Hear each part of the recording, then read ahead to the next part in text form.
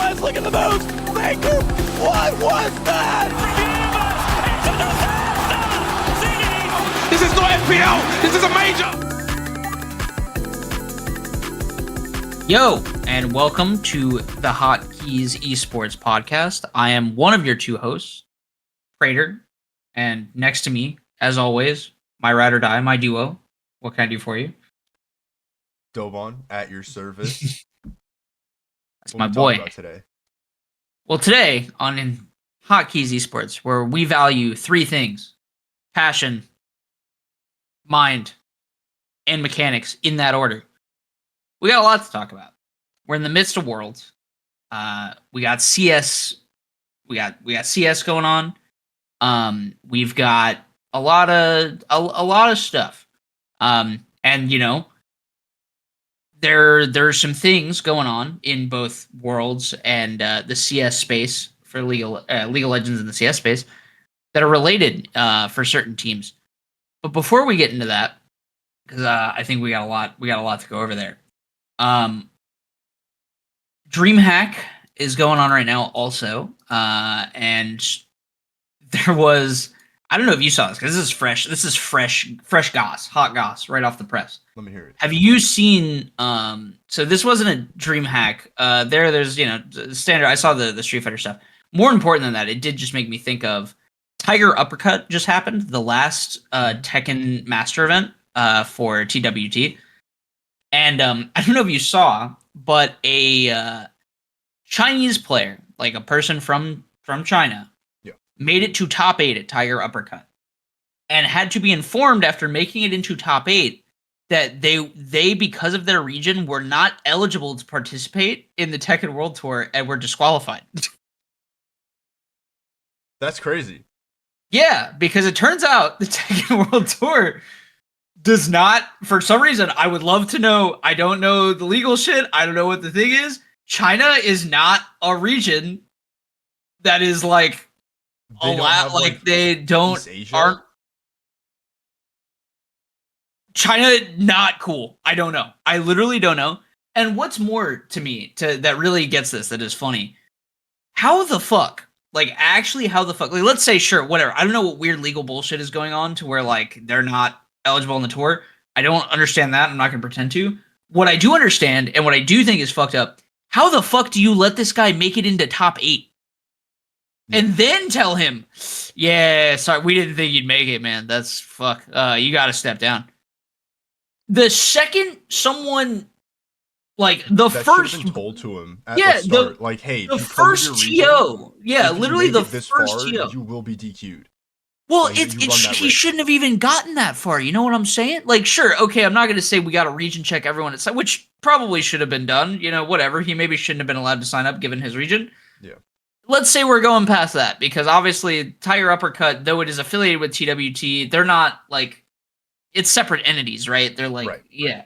It's not the same organizers. It's right. The first TO should have been informed. Someone at the event needs to be informed of this shit. And when he made it out of his first pool, someone should have caught that and been like, you got to DQ this guy now. Like, because think of all the people that he beat in bracket that just don't get a shot. Right. Literally for nothing now. Because the guy that beat them can't even do shit. I don't know. It's crazy. It's crazy. And that's criminal. It was really wild. Criminal. It's not only a disservice to him as a player and a competitor. Yeah. It's a disservice to, like you said, everybody else. Right. No. And just literally everybody else. The TWT because of that. Right. Because, like, an entire finding out that an entire region is like not eligible. Yeah. Yeah. Very strange. That blew me away. Like, to call the Tekken World Tour and just be like, have with them. They were really upset about that stage, man. They kept asking the 499 stage. Yeah, right. You went through all that trouble to get Leroy in to do Wing Chun. had to go through like Ip Man's family's legal team to get him to do that, and they couldn't because I don't know the story. You're telling me Ip Man's son cannot compete at the Tekken World Tour? But like, it was crazy. It was crazy. Maybe it goes back to that. Maybe it goes back to the Japanese occupation. That would be fucked. I don't know, dude. It just that shit came across my desk, as it were, and I was like, oh my god, that's crazy. It's literally crazy. I don't understand. On any level, I literally just don't understand on any level. So yeah, that's a wild thing that just occurred. And you know what else is kind of funny? What? Not the first time we're gonna hear about regions not being able to compete at events today. Yeah, it's pretty interesting, right? It's gonna be a running theme. So yeah, there's that. That happened. This is obviously on the back of a lot of flack that Tekken caught because of the most recent DLC, particularly a stage being locked behind the season pass, which a lot of people were pretty upset with. Understandably so. Like, why are we locking? I get characters. Why are we locking stages behind season passes? And Gerardo actually came out and was pretty transparent about that on Twitter, which I appreciated. Where he's like, "Hey, clearly when because he was like at a higher position, but I believe he like stepped down to be more involved with the development and less involved with the business side of things. And he basically had a whole thing where he's like, yeah, I think I maybe should have created better structures when I was on the business end to kind of prevent this shit, and like I'm gonna try to maybe do that going forward." So yeah, I don't know. He seemed transparent about it. Because yeah, I don't think anyone, when you look at like a decision like that, and even to a degree the TWT stuff, right? Like this obviously has nothing to do with the Tekken development team, right? The Tekken project team. This is all like Bamco, like business stuff. Yeah. And that's kind of been the thing that has annoyed everyone about this. Basically, all of Tekken 8's existence. I think most of the gripes with that game kind of come from not the dev side, but I mean, some of them come from the dev side. His heat system, everybody's a bitch, whatever. That's a whole other thing. But a lot of the traditional woes that you would see, I think actually do really come from just Bandai Namco business decisions. Mhm. So yeah, I don't know. Hopefully they get a rein in on that. But yeah, just a wild, the idea that guy made it to top 8 to get DQ'd. And like you said, it is a disservice because so here's something, and I don't know. Call me like a bleeding heart artist for this or whatever.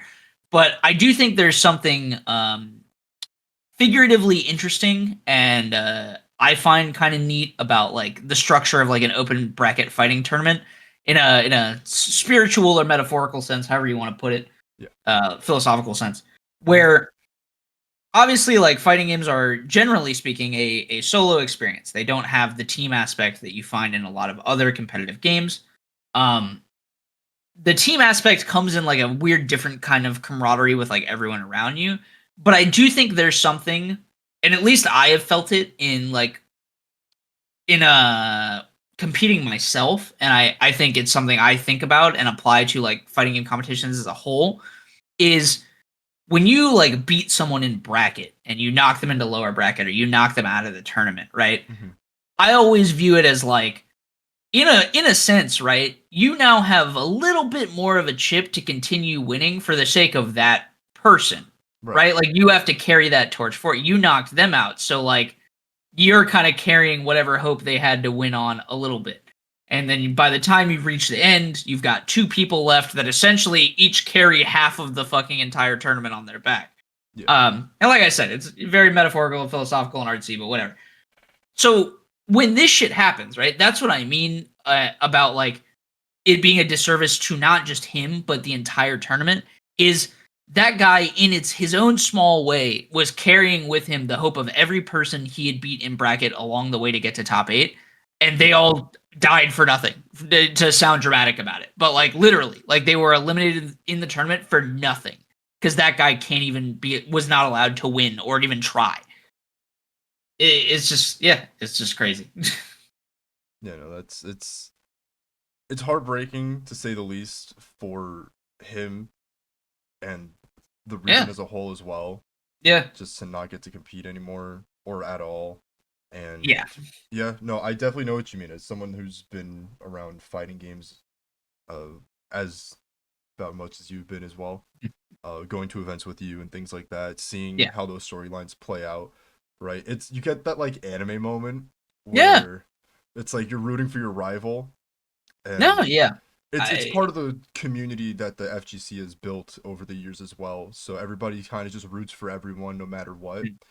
You do have those storylines of beef and things like that between yeah. players, but it just kind of adds to the overall camaraderie and stuff that you find within the FGC. So No, to have that 100%. happen kind of just spits on what's being built, what has been built. And it's not going to discourage a lot of people, but it should just raise more of a talking point Mhm. because fighting games are supposed to be for everyone. Yeah. You know, there's the Yeah. famous Maximilian Dude quote, where, like anyone could play fighting games or whatever he said. But No, yeah, 100%. yeah, it just sucks, man. It just Yeah. sucks. Yeah. It's shitty. Um, but yeah, to move on from that, because that's really the big thing in the fighting game space outside of some other stuff. Yeah, I mean, I guess with that aside, do you want to do Worlds first? Or do you want to do Counter Strike first? What do you want to do? Um, Real quick before we do that, I had a small update Oh yeah, from please. last Sorry, episode that's my actually. beat. That's my beat. No, you're Go. good. You're good. Small update from last episode though, because we were Mhm. talking about the Dota roster shuffles and everything. Yes. The leaks were true for gaming. They finally announced after teasing their announcement for like a week and pissing me off. Diraccio has been moved to inactive and is going to be replaced by Watson, which I'm very excited for. There's been talks of some instability within the team. I've found some new like interviews and reports over the Mhm. last week that that were that mentioned that, and apparently someone in the team, excuse me, hasn't been Mhm. taking scrims very seriously, and people are led to believe that it's Diraccio because he's since been moved. Could Ooh, still not be the case, but the juice. yeah, still there. People are complaining like he was the lowest MMR player, like of carry players in the pro circuit and things like that. But either way, again, I know I talked a lot of shit about Duraccio last episode. I don't think he's a bad player by any means. I Mhm. think that he has a niche and teams are forced to play around that. And for him to improve, not just in his pubs and in his own solo play, but as a carry on a team, he needs to kind of come out of that and be a bit more flexible with drafts and be able to play more stuff within the meta instead of what he's comfortable with. And Watson, I feel like, fills that role for Gaiman, so I'm excited to see what happens this season. And I'm excited for the DPC. Wallachia starts very soon if it hasn't started already. I'm a little everywhere with Counter Strike right now, so I haven't been paying as much attention to Dota since TI. But yeah, be sure to tune in, watch Puppy on Navi, and see what else happens. But I think we should start with Worlds. Going back to your Okay. original question.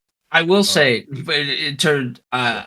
you bringing this up reminded me because I know we did talk about roster moves and all sorts of games last time. Yep. And I know we talked about Moist basically dissolving in Apex and all three of the players like being scattered to the four winds across the different teams. Just Um, everywhere right now.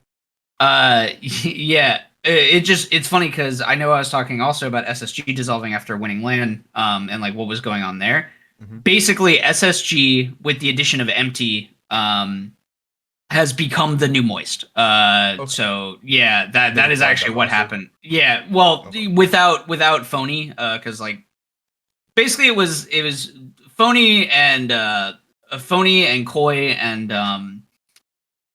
fucking who was the last member of SSG? It was Phony Koi and then what's the it wasn't Empty. Empty. I forget the exact. Basically, yeah, they split. Moist acquired Koi and their third, and then brought in I think Empty to be the new Moist roster. And apparently Phony joined Guild, which means he's switching regions, which is crazy if that's like true or I don't know if that's just for LAN or what. Um, but yeah, let's get into Worlds. It's really not that important. Let's jump into Worlds. Yeah. Yeah, so Swiss stage has officially started. Obviously we had plans before, now we've moved on to Swiss, and it's been running for a bit now. We're what, I guess three Roughly, stages. Yeah, three stages, if you will, into the Swiss bracket. Um New format this year. I don't know if you have any thoughts on the format, but I personally have liked it. I think it's an improvement on last year's format by quite a bit. yeah. Um, I like it's the way they've laid it out with you have the 1-0s, 2-0s, 1-1s, 0-1s and yeah, 0-2s. So instead of having it's kind of like having a regular tournament setup where you have like the upper bracket and lower bracket, and then it divides the lowers bracket into the teams that are really struggling against some of the higher tier teams and things like that. yeah. So It it gives just it everybody an even creates playing field. right. It creates that situation where, like you said, it's at least dividing the matchups so you deal with less stomps, right? Because in theory, winners are only playing winners, losers are only playing losers, which should, in theory, as long as everything is regions aren't too top heavy or whatever, Yeah. should lead to just more exciting matchups the longer time goes. Yeah. And I think that's held pretty true. Mhm. And I'm not obviously Team Liquid being O2 currently. It's nice to know that they're O2 and they're still not out yet. And I don't want to get too ahead of myself, but they So got a very really close a to really that. good. I said they got a really good draw for their O2 match. If they lose in a best of 3 to Pain, fuck it, man. They didn't deserve to be here. I don't know. like, Fly quest all uh, day, baby. so I think TL probably is still in, and I'm hoping that they can right the ship. But I guess we started 0-0. I think things kind of went to chalk there, right? Like Hanwha beating PSG, it was Hmm. to be expected. Fly beating Gam, pretty expected. G2 over PNG, pretty expected. BLG over Mad Lions. Yeah, I would expect that too. TES over T1 that's one of those things where I think could have gone either way. You usually, I mean, T1 is defending world champs right Probably now, leaning but into T1 favor. well, yeah, I mean they're the defending world champions, but I mean if you watched during the end of LCK, like they almost T1, like for people who don't know, yes, T1 is the defending like world champions, like they won worlds last year. They almost did not make it this year. It was looking bad. Like it was looking real rough, and I don't think they look perfect right now either. T1 Like hasn't really been the dominating force that they were like early on in league, like post or pre-Faker's injury, right? And then he was injured, yeah, he was out for a while. They had like that full Zoomer team going, and they yeah, the weren't one showing that the like results went that like they 0-5. Yeah, yeah, the one that they weren't showing the results that T1 was like known for. So then yeah, Faker had to come back out once he healed up mostly, yeah. and then continue to play, had to whip him into shape, and they started getting results again. But they still haven't found that I strong mean, stride that they were like known for, yeah, it he feels like. clearly is the mind of that team, right? Like I don't think they play macro very well without him. And that's like historically been true.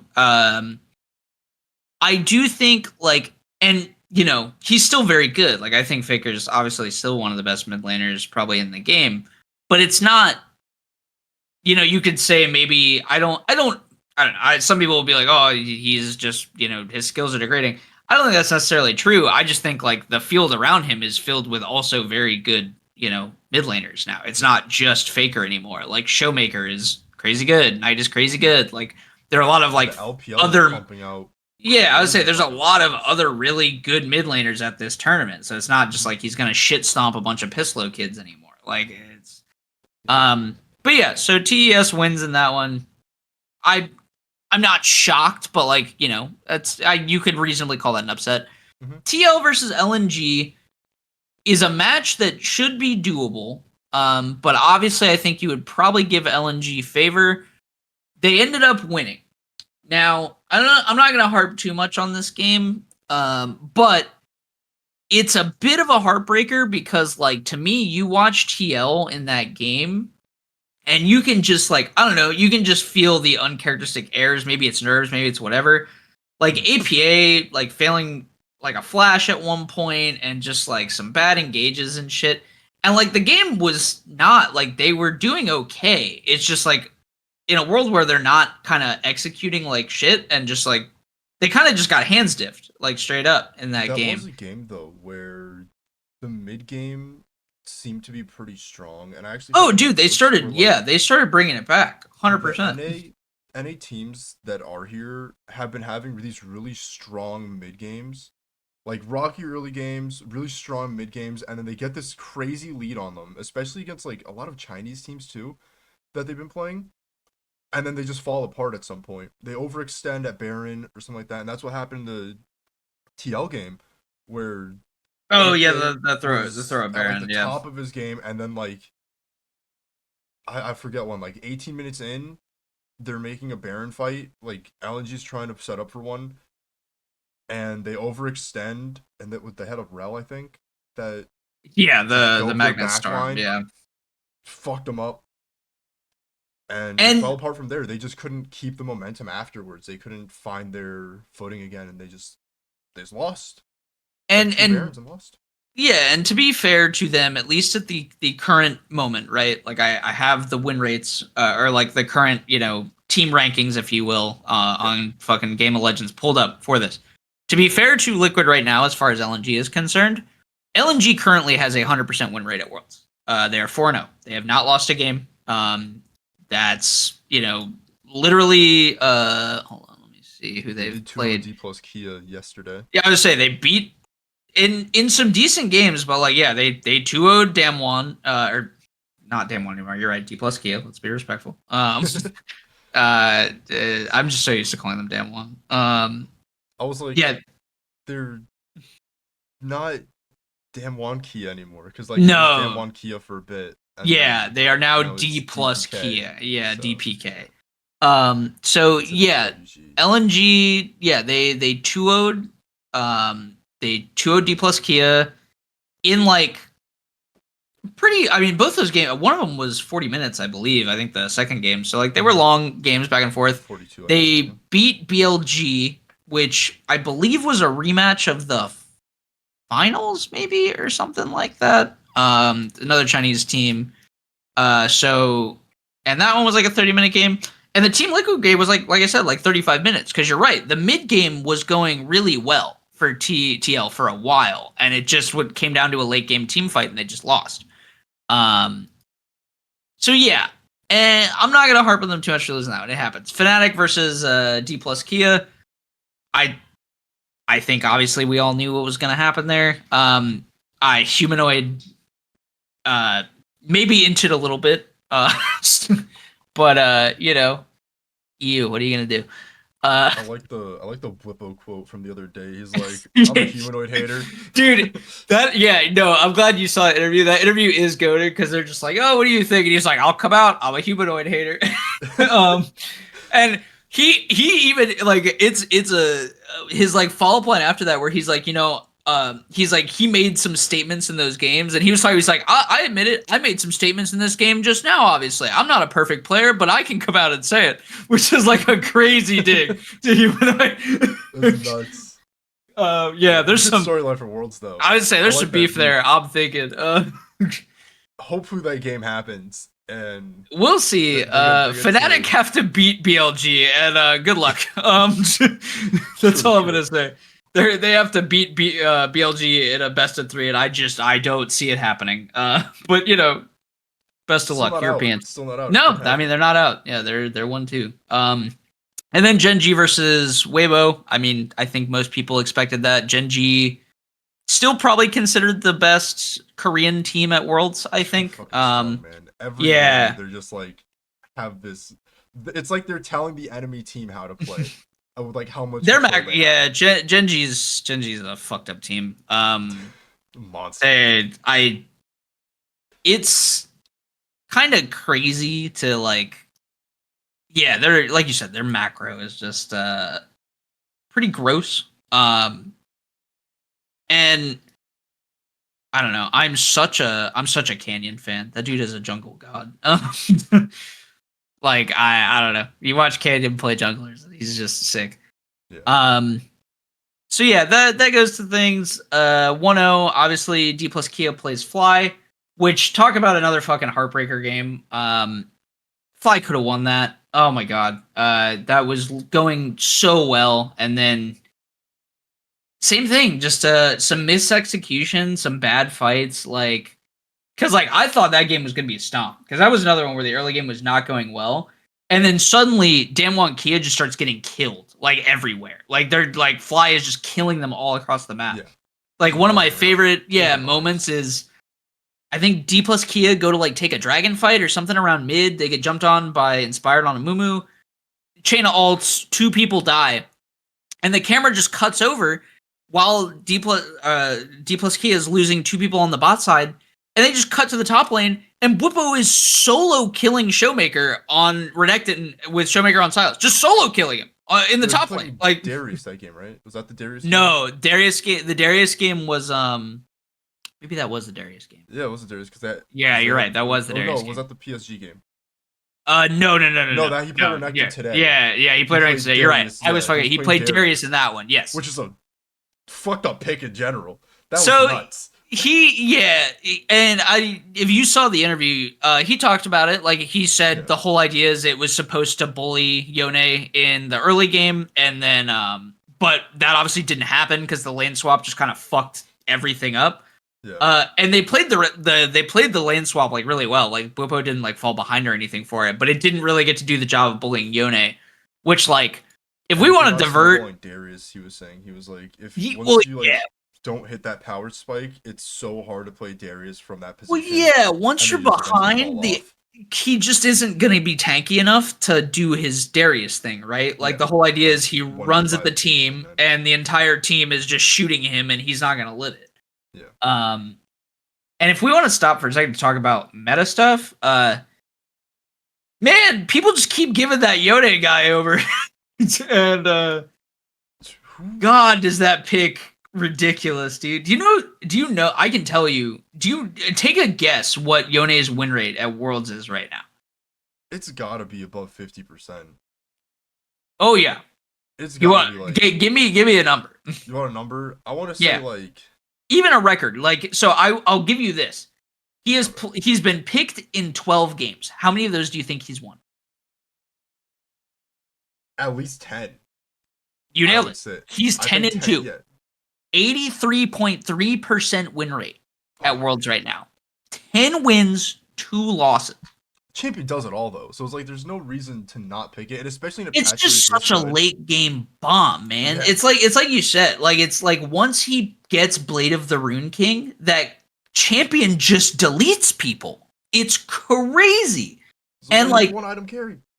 It's so wild. Yeah, he basically once he has like completed like tier 2 boots and Blade of the Rune King, he can just start deleting people on the map, like straight up deleting people, and it's like the people that keep getting him, I think, is maybe the surprising thing. It's just like, you know, they're handing it over to Kingen, they're handing it over to Caps, Chovy's getting it. Like, I think Faker got it once, Caps has gotten it twice, Zeka's gotten it twice. Like, that's who you're gonna give it to? Like, I don't know, man. Like, you gotta be banning this champion more. I mean, against these like really strong. Like, there's a lot of. I mean, obviously it's Worlds. Every mid laner that's here is strong, but there's exceptionally strong mid laners here. That's what I'm saying. That's what I'm saying. Getting their hands on Yone. These teams that Caps has gotten it twice, bro. Caps has gotten it twice. they're just letting it through. Like, even to be fair, he lost on it against Hanwha Life, but like still, it is wild to me that someone like Caps is getting that champion. But it's still a trend too, because this time it wasn't Yone. But in the Hanwha Gen G games yesterday, sorry, I was remembering. Gen G, Hanwha let Gen G pick Nocturne, Ahri, and Aurora 2 games in a row. First pick, they picked the first 3 champions. Like, and Aurora is currently like that's another stuff I have pulled up here. Aurora is the most banned champion at Worlds currently. I think she has. I'll have to find you the percentage, but I mean, yeah, she is the most banned champion right now. She literally has a. She's been banned 20 times. Yeah, she has been banned 20 times. She's only made it through 5. Damn. Yeah. So that you're right. I do think it is wild to be, especially in that one, the Homage NG one, to be giving that over. Kind of crazy. But yeah, because the meta's been interesting, right? A little bit.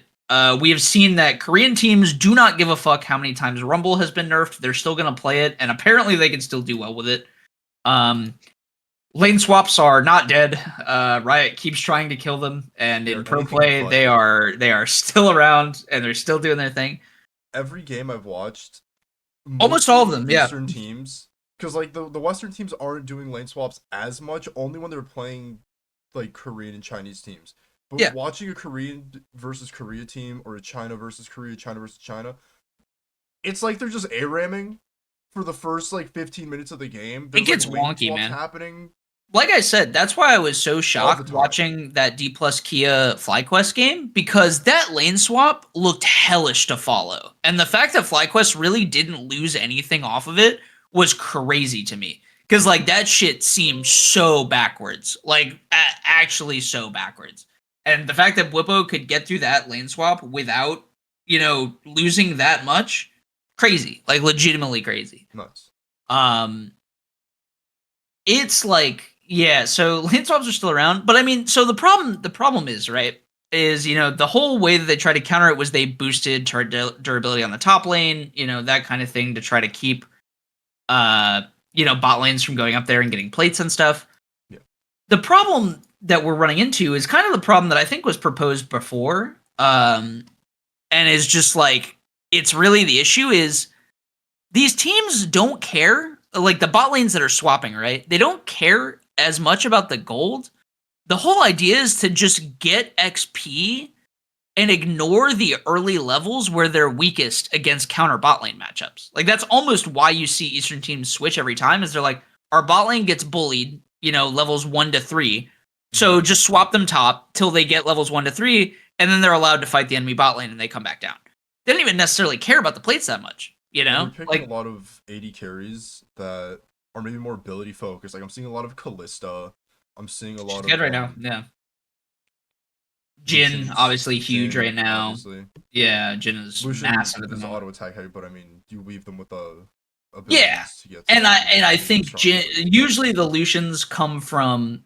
I generally think you see and yeah, it's basically to counter like these lanes where normally Lucian would bully, for the first couple levels, absolutely. Yeah. But that's why they damage. And that's why you're seeing the lane swap, is they're like, we don't want to deal with this shit. The Nami.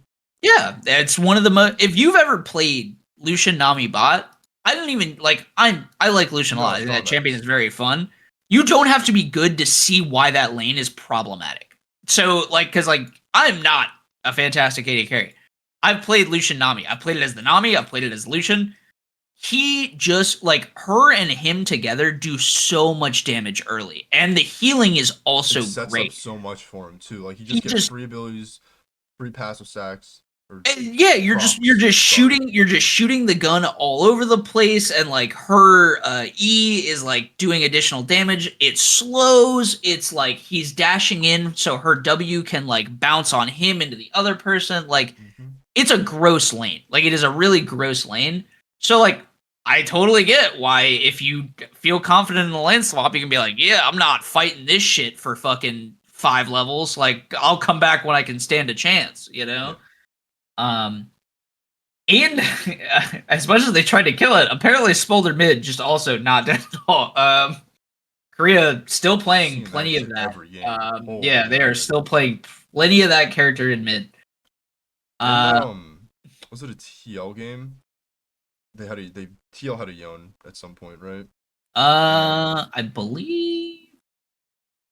I was watching. They might have had. I'm not sure. Somebody's Yone run away from Baron, and they were making it out, and then a Smolder Q hits them, and it was mid to late game. Smolder had enough stacks to get the execute off, and I'm like, that feels bad because he was definitely out. He ulted over the wall. He was totally out. If that was any other champion, that would have just done the damage and he would have lived. But it's so fucked up that this character has a execute on his Q. Yeah. I'm a notorious in the same way that Whippo is a humanoid hater. I am a Smolder hater. I really hate champions. I get it. It's a strat. I don't think it should be out of the game. But these fucking, especially with ADCs, where it's just like, I just sit and do nothing until I hit fucking 200 stacks and then I blow the team up. Like, I hate nuclear bomb scaling champs. I hate Asol for the same reason, where it's just like, he's just going to breathe fire until suddenly he's nuking your health bar. Like, yeah, I hate that shit. So, Notorious, fuck Smolder. I think that champion's dumb as fuck. Straight up. I think it's stupid as hell. I hate that he's good. High octane gameplay. I want this sit back, let me farm, and I could just one shot for free because I made the number go up enough. And like, granted, I actually think this meta has been like fun, because I do think like there's been some cool shit. Like G2 playing the brothers comp where they had Yasuo top, Yonan mid. It's fucking sick, you know? That's sick as shit. You love it. So like there's still, and I think Yon, despite him deleting people from half a screen away because of the way, you know, Spirit works, cool champion to watch. I don't think he's very fun to play against, but cool to watch. It's cool. You don't have Fog of War, so you can see what he's doing and be like, wow, that was really sick. Yeah. Then you know, you're in game against it, and then he kills you and then retreats to a bush and can never be found again because. And you can't CC him while he's in Spirit Awakening. Yeah, because he's just going to bounce back to where his soul is. Yeah. Fucking. And Aurora, when she gets through, because like obviously people are not really keen on letting her through very often, her team fight is definitely like fun to watch with the ult and stuff. The movement that a lot of those players are doing. Oh yeah, it's sick. And then. Yeah, it has been a fun meta to see. I do think there's been a lot of cool shit going on, despite the Smolder mids and some other stuff. But I do think there's been some cool picks, some interesting picks. And it's cool to see. I feel like she always does, because she's always good in pro play. And yeah, seeing Kaisa now showing up as we've moved into these stages and like doing some shit, you know. We talked about it a little earlier, but to move forward a little bit, obviously today we had PSG versus Fly, and I was telling you during the early game, I was like, it's doomed. Like it's so fucking doomed. It is like, yeah, it was just, to me it looked not great, at all.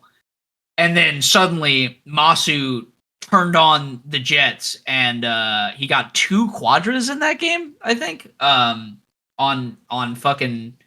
Kaisa, he was just schmoving, obliterating people. And watching her build is like maybe the funniest thing in the world. I have his completed build pulled up. So Masu went 10-1-3 in that game, by the way. Jeez. Actual god. And his final build, when the game ended at 44 minutes on Kaisa, was Static Shiv, Rage Blade, Sork Boots, Nasher's Tooth, Zonia's Hourglass, and a Void Staff. That's an 80 carry, by the way. The AP Kaisa. That is a goddamn 80 carry, dude. That shit is so funny. That shit is so funny. Yeah, that's my go. I don't even know her. No, unnecessary. I need all these weird build order shit to. Oh my god, it is hilarious. Just gotta get the evolutions, man. I mean, yeah, no, exactly. Dude did. Yeah, I think he did 49. I think he did 49% of his team's damage that game. Like Masu on Kaisa did almost half of his team's total damage. Crazy. Like, actually crazy. But yeah, it's been shaping out to be pretty good. Obviously, I think Fly has been doing decently for themselves. The D plus Kia game, though unfortunate, was not like a stomp. Like, there's like signs of life there. They shore up a couple things, don't have some int plays, and that's like winnable, I think, right? The PSG game they did win, and though it was a little messy, it came out okay. First blood at 4 minutes isn't great. Let's just not have that happen again. Yeah. And now they gotta play G2 in the 2-1 pool, which like that's a big test, right? I'm not gonna, as much as I flame EU, and I will continue to. My flame for them has always been they're a one-team region in the sense that their one team is G2. That team is good. I don't think anyone. Obviously, Caps is like maybe the best Mister. I'll putting any bias aside. I mean, I think Caps is the best Western mid laner. Like, period. I don't think there is anyone who can really claim to be besides him. So yeah, I think it's winnable. For sure. Like, I don't think G2 is like that much better than FlyQuest. But it is the test for FlyQuest, right? Definitely. Yeah. To beat G2 in a best of 3 is, a tall task, and it's one of those things. If they did. Well, I hope, and here's the deal: it happened last year. NRG did it. They beat G2 in a best of 3, so it's not like it's. And I think this FlyQuest is a better team than that NRG. So, yeah, I'd be down. I want to see it, and I hope it happens. TL, they just got to shore some shit up. And here's the deal, right? Here's why I'm a little hopeful on TL right now. Is they went 0-2 in some heartbreaker games that were not the best. They definitely looked a little shaky. There were signs of life, but definitely shaky. They now have to play Pain Gaming in a best of 3 to not get eliminated from Worlds. They should, by all accounts, win this. There is really no reason for them to lose this. So the hope is you've been given kind of a freebie, for lack of a better term, to get some confidence back, give you some more time to stay in the game. The thing is, right, like let's say they win this now. Mm-hmm. They are going to have to play let's look at basically they're going to play someone in the I believe in that comes basically a loser from the 2-1 BO3s. I'm like pretty sure that's how it works. So yeah. Their possible opponents, right, out of the 2-1 pool are DK or Hanwha, TES or T1, Fly or G2. So this is your last freebie, right? There's literally no freebies left in the tournament. It's like you're eliminating them. Yeah, it's you eliminate Pain, and you need to show up hard from like that point forward. Yeah. And I'm just hoping they lock in. Really, that's my thing with Liquid is I do think they have a chance to go farther than they are. And I just hope they can show it. APA. This is now APA's, I believe, second time on the world stage, and he did not have a great performance last time, and I don't think he's having a great one this time. It's better, yeah. I do think he's better. Yeah, I 100% think he's doing better in lane. Oh yeah, 100%. And yeah, it's and I think he's cognizant of it, right? Like that dude is a player that I think holds himself to a very high standard. So I think he is probably also pretty upset with his current play. So I'm just hoping he can show out because I do think he's good enough to hang with a lot of these players, and it's just little things here and there. But yeah, we'll see. It's going to be an exciting thing again. I do feel like they had some pretty difficult matchups to begin with too. Right, LNG's hard. Yeah, and like Weibo. Yeah, I mean, Weibo's good. I mean, it's a Chinese team. What else are you gonna say? Straight up. They're good. They're one of the stranger ones. They're not in the grand scheme of Chinese teams. They're maybe not like the heaviest of hitters, but they're still top 4 in that region. They're still top 4. Right? Yeah, they're a top 4 team in a top region. Straight up. There's no other way to put it. Because you're right, LNG it is what it is, right? We can like I said, we can all make the fallback that currently LNG is 4-0 at Worlds. Yeah. So like they're playing Gen G in the the 3-0 top of the bracket shit. Mm-hmm. Or they've already advanced, I think, to quarters or whatever. Both Gen G and LNG have both made it to knockouts. Yeah, exactly. So Yeah, like it's yeah, we will see. It is an exciting bunch of games coming up, for sure, in my opinion. I And think, also having to play T1 and was hey, criminal. credit to them, they did better than Mad Lions playing against T1. Let it be known. They lasted, whoa, I think they lasted 25 minutes, and they get first, I'm pretty sure, I don't know if it was first blood, but So the first T first tower. Well, no, Teton, and I forget the support on Pain.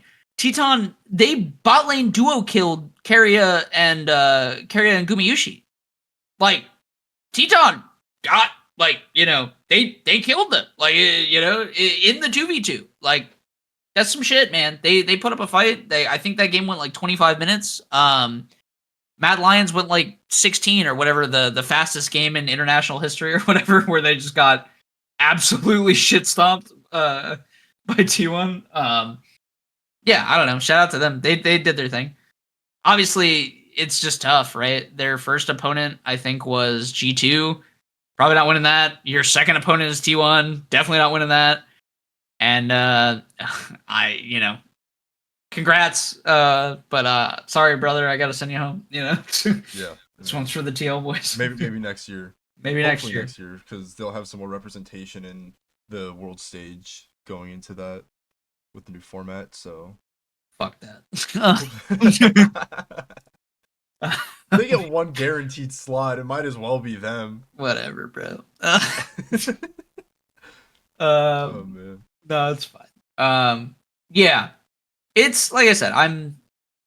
Do you have any final statements? Do you want to make some picks on who you think's coming out of these 2-1, 1-2s and the BF3? I gotta give it to NA. I hope they make it out. Do you think PNG TL? Okay. What about Mad Lions Gam? Do you think EU falters? I'm with you. Hopefully, because Mad Lions being strong, as much shit as They are also both 0-2 right give- now. Right, yeah. They are also as much as 0-2 both right now. of us give EU. I agree. EU is a one-team region with G2. Yeah. I think Fnatic is But- too inconsistent. It'll make them more annoying if they have Mad Lion, so I do hope Mad Lion loses, but I don't think it's very likely I agree because with they have been playing you. Okay. Yeah. decently well. Yeah. No, I think Crazy. they've been And fine. Gam isn't like that. Gam's been playing all right, but I don't. Yeah. All right, but they're not like competitors on the same level, in my opinion. Yeah. No shade to Gam, maybe full shade to Gam, but I don't see it happening. I see Liquid and Mad Lions going on. If it ends up being those two afterwards, I hope Liquid makes it through, and I do think Liquid can. I think Liquid can beat Mad Lions, 100%. I think Liquid can easily handle Mad Lions. Yeah, Maybe not I super agree. easy, but like it'll be a pretty clear victory over them. Yeah, no, I think it's very winnable. Who do you got for DK Hanwha? DK, it's Showmaker has been looking good. yeah. Han was really strong. Han was really scary. They have had some really strong showings, especially against G2. That game was nuts. That game was really close. Nah, yeah, G2 came to play. Yeah. Those last like 5 to 10 minutes, Han was just manhandling them, and they kind of showed that like, sure, the mid game might have been rocky, the early game might have gone different ways, but at the end of the day, the team that is superior was Hanwha, and I feel like they're going to remain superior over, especially DPLSKM. Yeah, we'll see. I think Showmaker versus Zeka is like a really cool mid lane matchup. It's definitely going to be a show. I'm very curious to see how that goes. I'd probably agree with you. I probably think Hanwha, maybe, would be my guess. TES versus T1 is interesting. Mainly because this already happened, right? Like we got this game at the start of Swiss, and TES won. This is the moment, right? I think if T1 lose this game, it it is looking rough for them for the rest of the tournament unless they get easy draws, right? If they lose to TES in this best of 3, I think it means the second time they lose to TES at the tournament too. And this time in a best of 3, right? Because the first time is just best of 1. This would be losing to them in a series, a best of 3 series. And I think it would show that, damn, T1 is in some rough shape. Yeah. This is also the time where we could see them really get it together, beat TES, immediately advance, and then, kind of get out there. But if, they lose TES and then they got to play the 2-2 best of 3, you don't really know what the draws there could be, because there it's okay, are they playing Damwon or Hanwha? Are they playing Fly or G2? Whoever wins those. So yeah, I think if T1 goes to 2-2, there's a lot of people out there that could actually take them out of the tournament. So I think for T1, you kind of really have to win this. Fly versus G2. I said my piece on that one. I obviously my heart is with Fly.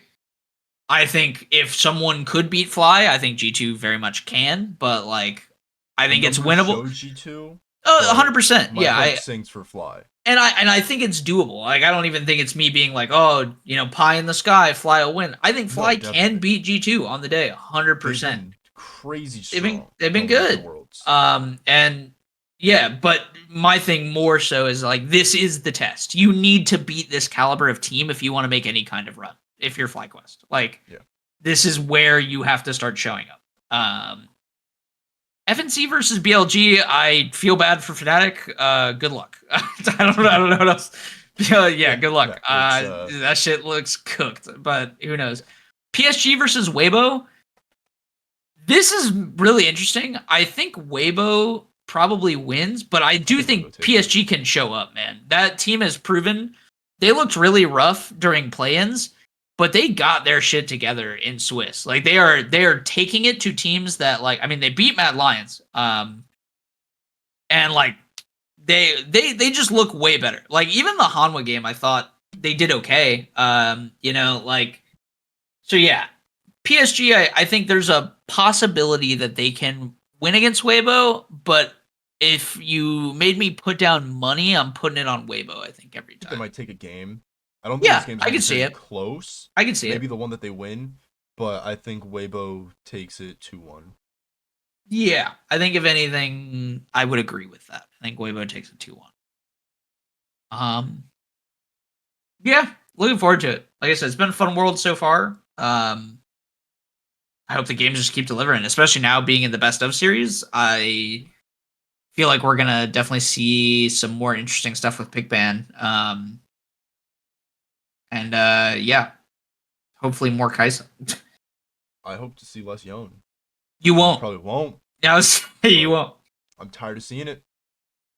I just think, what do you?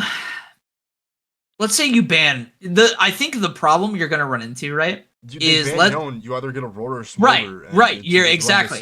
See, you are all three of them. You're seeing right. You open up Syndra and other choices, but yeah. So I don't even have to say that is exactly what I'm thinking. Is how do you ban Yon, Aurora, and Smolder if it's against an Eastern team all on round 1, and then you give up shit like Syndra, shit like Orianna.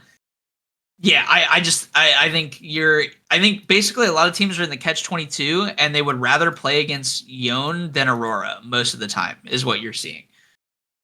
Because at least like you said, you have this timer with Yon where it's until he gets Bork, I can get leads.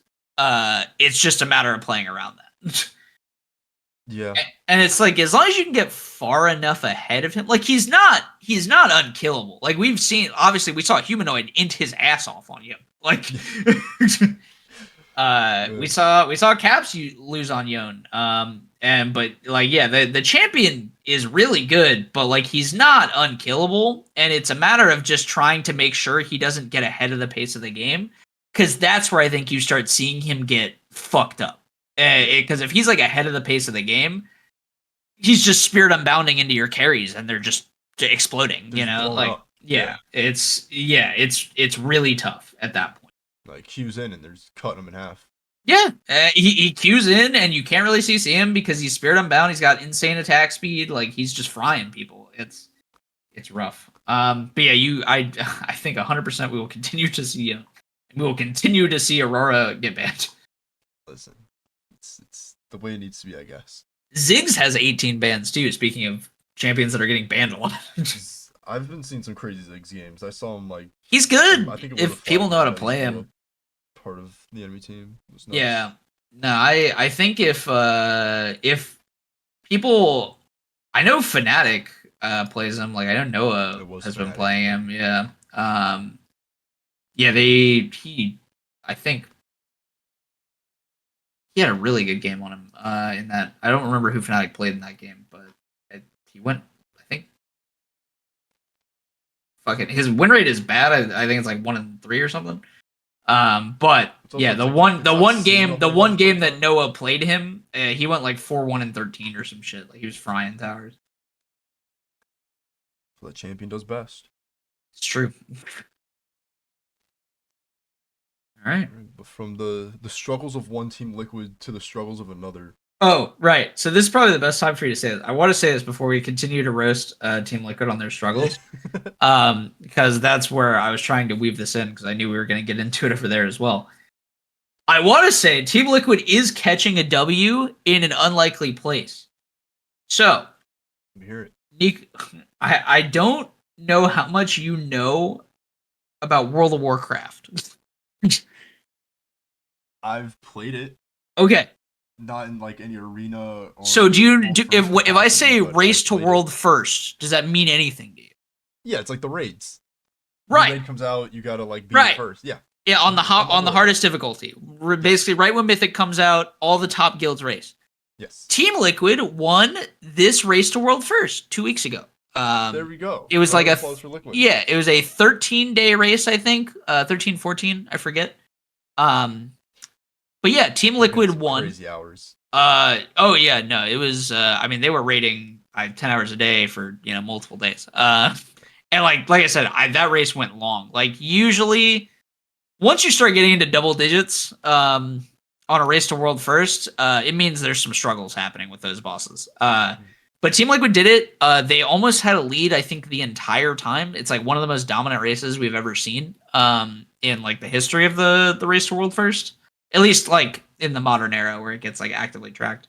And it was really cool. I watched a lot of it. I played a lot of WoW a long time ago, not so much anymore, but I do enjoy the race to world first. I think especially now, because before it was like it wasn't really like a public thing, like because guilds was like hide strats. So the only time you ever knew someone killed something world first is when they posted like a kill video, right? In the last couple years, we've entered kind of a new era where a lot of the top guilds are actively streaming the race and it becomes more of like a publicized event. It's still funny. There's definitely still some shit where like a lot of the time, so this one, it comes around every year, but so Max is the raid leader for Team Liquid. He's very good, very funny dude. Team Liquid is like their guild, Liquid Guild is a funny guild, a lot of cool dudes. But a bunch of people were complaining and this will happen pretty much every time, because sometimes in those races, especially when a team gets to a new boss for the first time, sometimes they will they do what's called going dark, where essentially they will start pulling the boss, but they won't stream it. Like, even though the race is still going on, basically to see some stuff and try to keep some information for themselves. And a lot of people were like, oh, fucking Max is going dark, like blah blah blah, bullshit. And Max like on stream goes, yeah, just so everyone knows, I know you guys hate it when we go dark. If I believe that going dark will give us a better chance to win, I'm doing it every time. He's like, if that means we don't stream shit for 4 hours because I think we need to P1 and P2 in silence and not have anyone see it, I'm doing it every time. Like, it will never stop. Listen, to win the race, you got to do what you got to do. No, yeah, and but it was a fun race. It was really cool. There was some really interesting stats. But I just wanted to bring it up. I'm not going to talk about it too much. But yeah, Team Liquid did catch a dub there. So shout out. NA is back on top in the World of Warcraft raid scene. Listen, yeah, they're catching dubs here and there. They caught a dub in WoW. They've got a dub in Dota. They won TI. True. Yeah. So. Damn, yeah, they went from winning TI directly into winning world first. Damn, Yeah. crazy. Good time to be a Team Liquid fan. Unless it's Sort the of. League Yes. or Counter Strike. Yeah, Oh, well, please maybe explain. not Explain. Counter-Strike. Yeah, explain to us the Counter Strike. What? So I have like a little timeline for Counter Strike set up to bring us into the present here. It's not a very long timeline. It covers maybe the last couple months only, but still, we've got 4 more tournaments to play. 3, I don't want to call them minor tournaments, but not the major. So, what do you know how the pro circuit for Counter Strike works? I actually don't know the specifics of how it works. I'm assuming it's here. I will give you my assumption. You can tell me where Yeah. I'm wrong, right? I'll fill you in. Yeah. My assumption on the way the circuit works is I assume it's a thing where you play. They obviously probably have like, a league, if you will, where it's like a point thing. And then if you get enough points, you make it to a major off of winning other events or placing in other events. Would be my guess, but you tell me. Sort of, kind of. So there's no seasons in CS. Right. It is pretty much a year-long circuit Right. of small events punctuated by 2 majors. Yes. So the bigger ones, you have the 3 like main tournament organizers are Blast. Blast, Yeah, and no ESL. blast. And ESL, right. So you have IEM every now and again. Mhm. So this year we started with Blast Premier in Yes. January. I did watch that some of was that the one. spring groups. Then we went into IEM Katowice. And Then we had those the are those Copenhagen are major. those like invitational or are those open? So ESL partners they run them differently. So for Okay. IEM, ESL partner orgs get like invites and show up because they have the ESL Pro circuit Okay. or ESL Pro League, and that's where they gain these like rankings and internal stuff. So you can go to like Yeah. the website and see where the teams stand within the ESL space. You can do the same thing on Blast website. Right. Okay. So you have the winners of like G2 won IEM Cologne 2023, so they were invited. Yeah, and yeah, then yeah. That makes They stack up based on the ESL World Rankings or if they won previous year's IEM. okay. So things like that. And then there's also the Pro League winners as well that Right. make it. And then they have a play-ins where teams will opt in and play during the play-ins because other tournaments that go on at the same time. So maybe Yeah. a team might want to play in something regional. I know a lot of Brazilian teams do that. Mhm. So like Furia, Pain, Loud, those orgs will usually play in their domestic Yeah, leagues the that they domestic have, league. and then they'll go to larger international tournaments as they become For the big ones, yeah. more crucial to the major, right? Right. So we had Blasphemous Spring, IEM Katowice, and then the Copenhagen major, where Navi won, JL won the MVP, Right. put Navi already in the spotlight, but kind of put them on a trajectory to be the favorites to kind of take every tournament this year. Sure. And they've been showing up decently. They had a dry spell during the time between the major and now, where the next tournament they won was all the way in July. Mind you, the major was in March. Right. So we had IEM Chengdu after that, EPL 19, not the European one, ESL Pro League. Right. Have to clarify because there's 2 EPLs. Of course. So there was EPL 19, Bet Boom Dacho 1, Season 1, Right. CCT, IEM Dallas, Yala Compass, Blasphemous Spring, and then Esports World Cup, where Navi won over G2. And was EWC included in like the major schedule? Like, did that count towards anything It's or an no? S tier, so these are all the S tier Okay. tournaments that are Okay. happening. Yeah, Sure. so it was an Okay. S tier event. Because the only reason I bring that up is it's just curious to me because I know, even though obviously EWC had a lot of like events for a lot of games, a lot of the like official acknowledgement was kept on the DL for reasons. Yeah, I know Riot didn't like- let their Valorant and League competitions like count towards Well, yeah, basically they were 2026 like World Cup. they let teams go, but they were like these don't matter for anything. Like it's you're playing for like money. And then Apex was kind of the same thing where it's like, yeah, go, but like this means Jack like you're not getting a spot in champs because you won EWC. Like Right. it doesn't count towards anything. Yeah. No, that counts as an S tier tournament. Okay. And not that it really matters for the major qualifications, because I'm gonna get into the major qualifications in a bit here. Sure. But EWC was relatively important because a lot of like most Valve games that have. I mean, it's massive money regardless, right? Like, yeah. It was a clean milli. I mean, yeah, no, I mean that's the thing 1,050,000 is like no matter what, whether it counts for anything as a part of the game's like circuit, if you will, you're gonna go to it. Like it's a chance to win millions of dollars. Like, Yeah, no, it's important. But like a lot of Valve events or Valve games, their esports circuits kind of revolve around who gives them a call is like, hey, I want to run an event. sure, right, yeah, And then they'll add that. So EWC runs the Riyadh Masters pretty much. So for right, Dota, they just had that as Riyadh Masters, which is part of the DPC circuit already. sure, So EWC counts towards a slot at TI. right. Right, and they'll continue to do so until they decide not to. So after that we'll jump to present day. We had IEM Cologne. Vitality took that in August. Bet Boom Season 2, where Spirit won. EPL 20, where Navi took that one. So Navi kind of found their stride again because they came second place at IEM Cologne, and they came second place most recently at Blast Premier Fall Final, which ended like yesterday, 2 days ago, something like that. So that sets us up for IEM Rio, which starts tomorrow as the time of this recording, October 7th. Okay. We're recording on the 6th. Yes.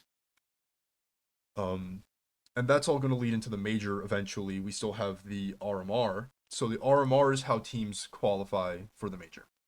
Okay. So the major starts on, let me see the date here. Starts in November. You're talking about the Austin one, right? The Austin major. No, this is Shanghai. The Oh, Austin major is that's next year. Yeah, Yes. you're right. Okay. So there's the Austin major 2025, and then they're going to have There's a 6 Shanghai May. championships, Okay, so like, there's a Shanghai one this year still. Okay. So this year's, like, I guess, like, final for the season, we'll call it, like, this year's season. Yeah. Is the Perfect World Shanghai major. Perfect. And so that starts at the end of November, and each region has an RMR. So teams from that region will play, and then the top qualifying teams will make it to the play. major. Yeah, they rank and then they go to the major. So there are How many from each region? There are Is it just one or slots for Europe. There are 1, 2, 3, 5, 6, 7. I think there's 8 slots per region. okay? So there's Asia Pacific, Americas, and Europe. So Okay. Americas obviously cover LATAM, North, South, NA. yeah. Yeah, Asia is Canada. the entirety of Asia Pacific because not too many Asian countries play Counter-Strike, That's not surprising. Like, it's Mongols are the bigger ones. There used to be Tai Lu, but now the bigger Chinese team is. I'm gonna blank on the name. I have to pull up the EP. They're allowed to play in Counter-Strike, huh? Yeah, right. It was not single. Yeah, I mean that's like I said, that's not Lin surprising. Vision. That's what it was. Yeah. It like I know like Crossfire exists in Korea, and that was kind of like their Crossfire version is their of big, like, tag shit. shooter out there. Yeah, For the most part. and they all just moved to Overwatch when that happened. Yeah. So Crossfire, you've got. I think they play Siege sometimes, Overwatch, things like that. Yeah, Siege's probably gets a decent pull over there. And then I know like Japan obviously loves like Apex as far as first person shooters goes. Yeah. But so yeah, you qualify the RMR, 8 teams from each region. Well, 3 teams from Asia it looks like. But the open you get a bunch of European teams, a bunch of North American teams, Latin American teams. Yeah, it's probably, I would imagine the way it It's a works mixed is soup. yeah, you end up with like slots based on like regional performance, right? That's kind of like what Apex does now for all of the LAN events is when a team, like when a region does better at a LAN event, they earn their region more slots. There's obviously like a maximum. Like NA has the maximum amount of slots that you can have at a LAN, which I believe is 10 or something, like 10 or 11, I forget. But in theory, like let's say EMEA like showed up really hard and like won most of the top shit at like a LAN event for Apex. NA did really poorly. NA would actually lose slots at the LAN, and EMEA would gain them. That's pretty cool. Yeah, it's cool. It's a good system. Yeah. So yeah, so then we go into a 16-team Swiss stage, and then elimination matches are best of 3. The rest of them are best of 1. Top 8 teams proceed to the elimination stages. Bottom 8 teams are eliminated, and then from the elimination stage, it's another 16-team Swiss format, and you kind of rinse and repeat until you get to playoffs. Right. Playoffs start with a single elimination bracket, and then all other matches are best of 3. And I believe the finals are a best of 5. By single elimination, you mean one map? Can't be one map, right? It's like a It's like a set, like a set, if you will. But if you lose a set, you're out, like that kind of thing, right? Or is it? It's no. There's no way it's no one map. because games are determined by maps. So like you run 3 maps, and then a best of 5 is you play all 5 maps in active duty. Yeah. Okay, that's So, what I yeah. thought. That's So what like I a just wanted single to make sure. elimination would be one map. Yeah. So it would be. It's just one map. Yeah. So Okay. Fair enough. you have like 20 teams showing up. So I mean, hey, I know. I just I didn't think because fuck, man. Win the coin toss, I guess guess. Jeez. yeah, right. So that's what we're leading up to. So we just had Blast Premier Fall Finals, and we're going into IEM Rio. So talked about how Navi's strong. Talked about ESL Pro League. Some more stuff that happened at ESL Pro League that was really interesting. I didn't watch a whole lot of Blast Premier. Just because it's back to back. I missed a lot of Oh yeah. games. I watched the finals, but I missed a lot of Blast Premier. But I did catch up a little bit before this episode to make a few notes. But we have at EPL 20, Eternal Fire, the Turkish team, is showing out. And they're looking really strong going into these future events. So going into IEM Rio, I believe they're going to Rio. And they're hopefully going to have a stronger performance, make it a bit farther. They did come, I believe, in 5th or 4th at the last event. So that was really good.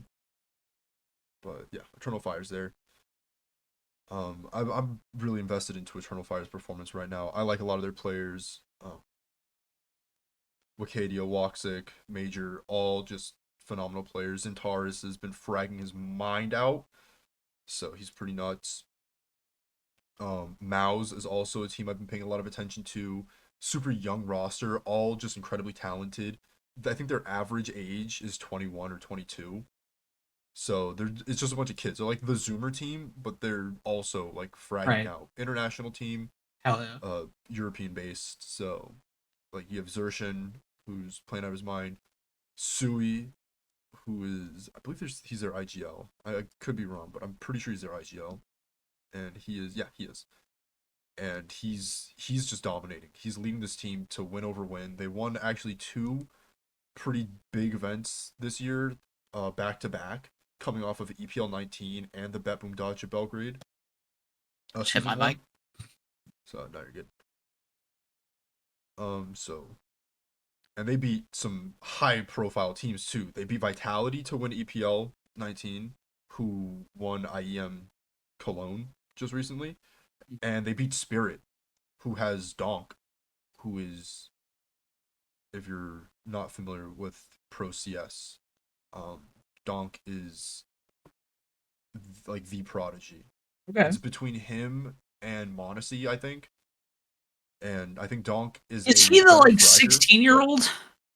Yeah, he's like I think he's like Ukrainian or Russian, and Because yeah, I remember seeing a clip earlier this year, and I believe he it. was this little boy on this team. Well, yeah, I think they were. I don't remember if it was FaZe playing or like they were playing against FaZe or like what team he was on. But it's like it was the most like quintessential like CS clip I've ever seen, where it's like this they win a round, and it is this giant like a giant full beard, tattoos down the arms, knuckle tats, fucking looks like he's 32 at the youngest man, and he does the like stretch out on both sides fist bump to fist bump both his teammates. Mm-hmm. And the person on his left is literally like a 16-year-old kid. And I'm like, that's crazy. Yeah.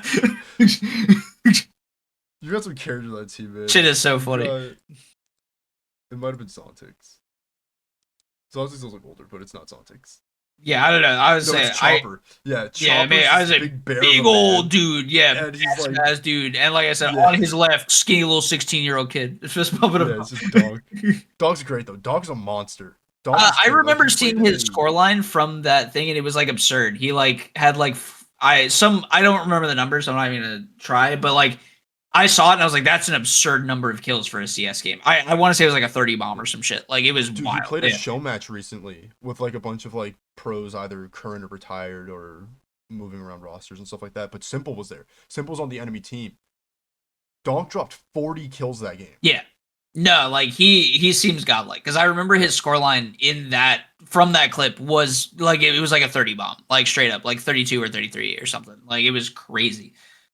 And it's unfortunate because the results don't really show how dominant he is. Like you would have to watch those games and just see where like Spirit falls internationally to really understand that, because like you don't see Spirit, at least in the top 2 of a lot of these tournaments, right? Like in the semifinals or the finals itself. Right. You'll see them quarters and semis, obviously, but I'm like first and second place are usually going to teams like Navi, like FaZe, like G2. You see Spirit go, they won IEM Katowice, and they came second at Bet Boom Dasha, and they made it a groups at Copenhagen. And they won the second Dacha. So they're winning 3 tournaments this year, 1 Blast Premier, and they're coming in second place at one of them, and then making it at groups to qualify for Blast Premier. So you get that dominance from him, but you're not getting the showcases that you get from a lot of these other teams. He is insane, but his team isn't necessarily placing. Yeah. Do you think that's like a map problem, or like what do you think, or it's just like a team diff? Like what do you think? I think it's the coordination. Like Donk within himself is a very good fragger. Right. And he has a lot of good players on his team. Right. And the cohesion seems to be there, but it also falls apart very easily. There's times where you'll see them, and the same goes for G2, but I feel like G2's consistency comes from their ability to play together easier. It's like a 10-year thing. Yeah. Because they've actually won the same amount of tournaments. They're both up here 3 times. So I was a little facetious. They are getting results. Right. But you see a lot more Vitality and Navi in these top 2 and top 1 situations.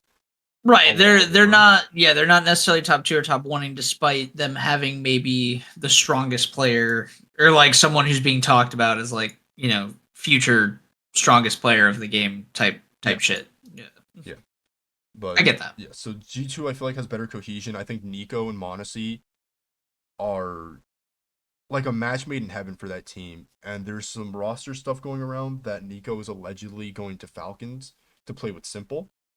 So how that's going to work out for the dynamic of G2, or whether that's true or not, is left to the wind right now. We'll find out eventually, but Simple is on a lease. He's still signed to Navi, but he's on a lease to Falcons to see if he wants to pursue that. Okay. But that would put him in with another super team, and hopefully that works out. Because I think the Saudis want to make a super team, and I think having Simple back on an active roster would be really nice. But we'll see how that goes. They do love throwing their money at teams. Oh, they love it. Sir, a huge fan of that. But dialing it back to EPL, Right. and off that tangent there. Mao's against a bunch of young guys, Donk, super young, a lot of really young, incredible talent in the CS space right now. It's great to see. Love watching because you get to watch these players develop and keep going as the years go.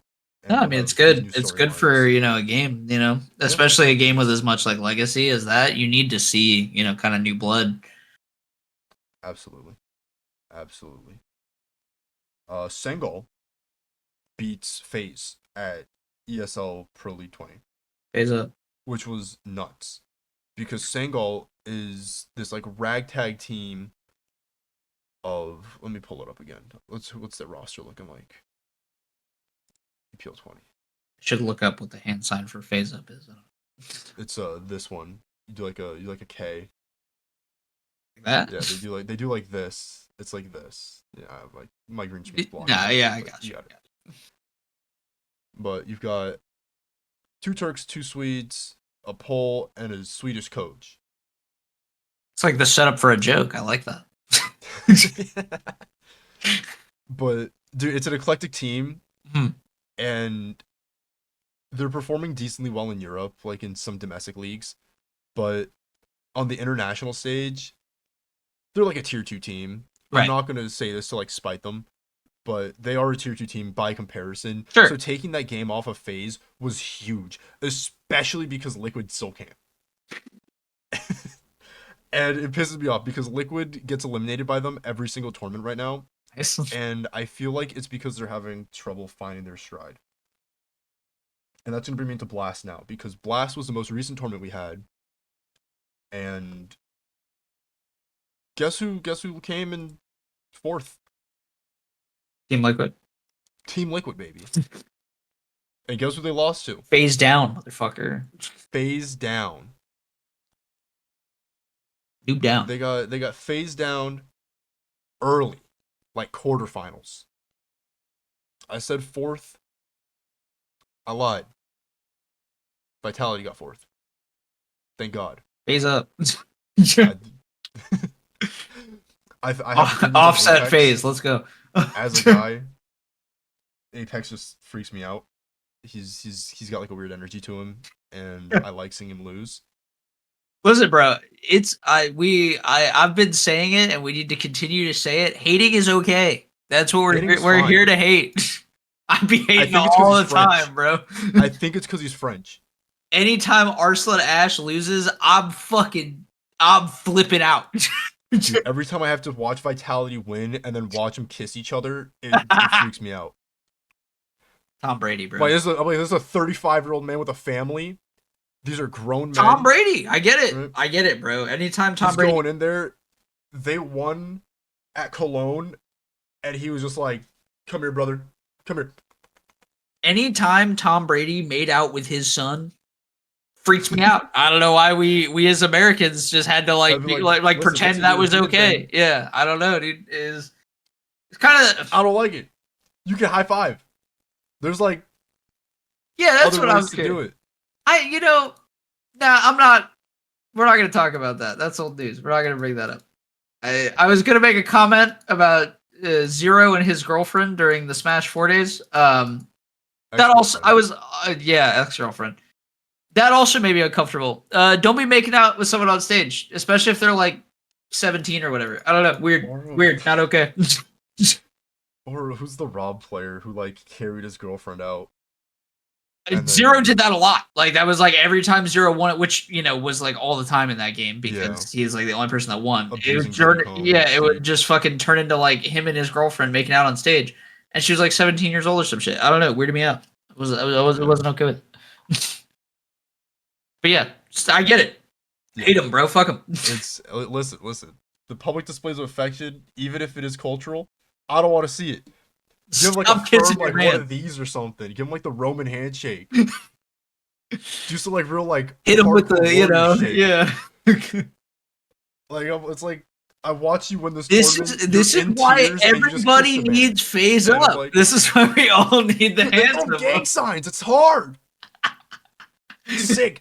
You know what? I'm glad FaZe wins so I could see that more. I'm not glad they beat Liquid because gotta gotta give it up for NA, but Kerrigan is an insane man. He's like an evil genius. They can run that shit too, though. You know, if you're TL, just boo, bah, like start voguing on them. You know.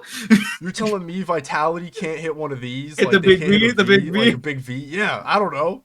Dude, even I've been saying it for years. The fact that 100 isn't every time 100 Thieves wins in something, they're not hitting like one of these like every time. Like, come on, bro, that's hard as fuck.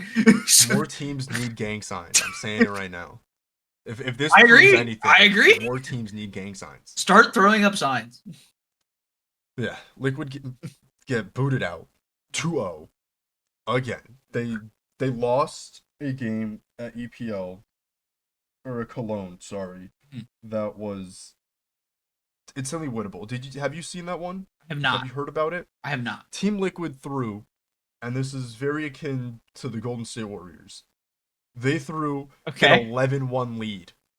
Yeah. Now you know we're CS2, Sure. it's MR13. You need to win 2 rounds. Right, yeah. FaZe won 12 rounds in a row. Ooh. After losing like 10. What was their econ looking like at the start of that comeback too? That's what really gets me with stuff like that. Dude, it was like from pistol onward at the side switch. That's what I'm saying. Like, ugh. And then it went into overtime Oh because obviously you go. You gotta win by 12, 2. it goes into Yeah, overtime. You gotta win by 2. Yeah, that's an ooh. 11-1 lead. That's really bad.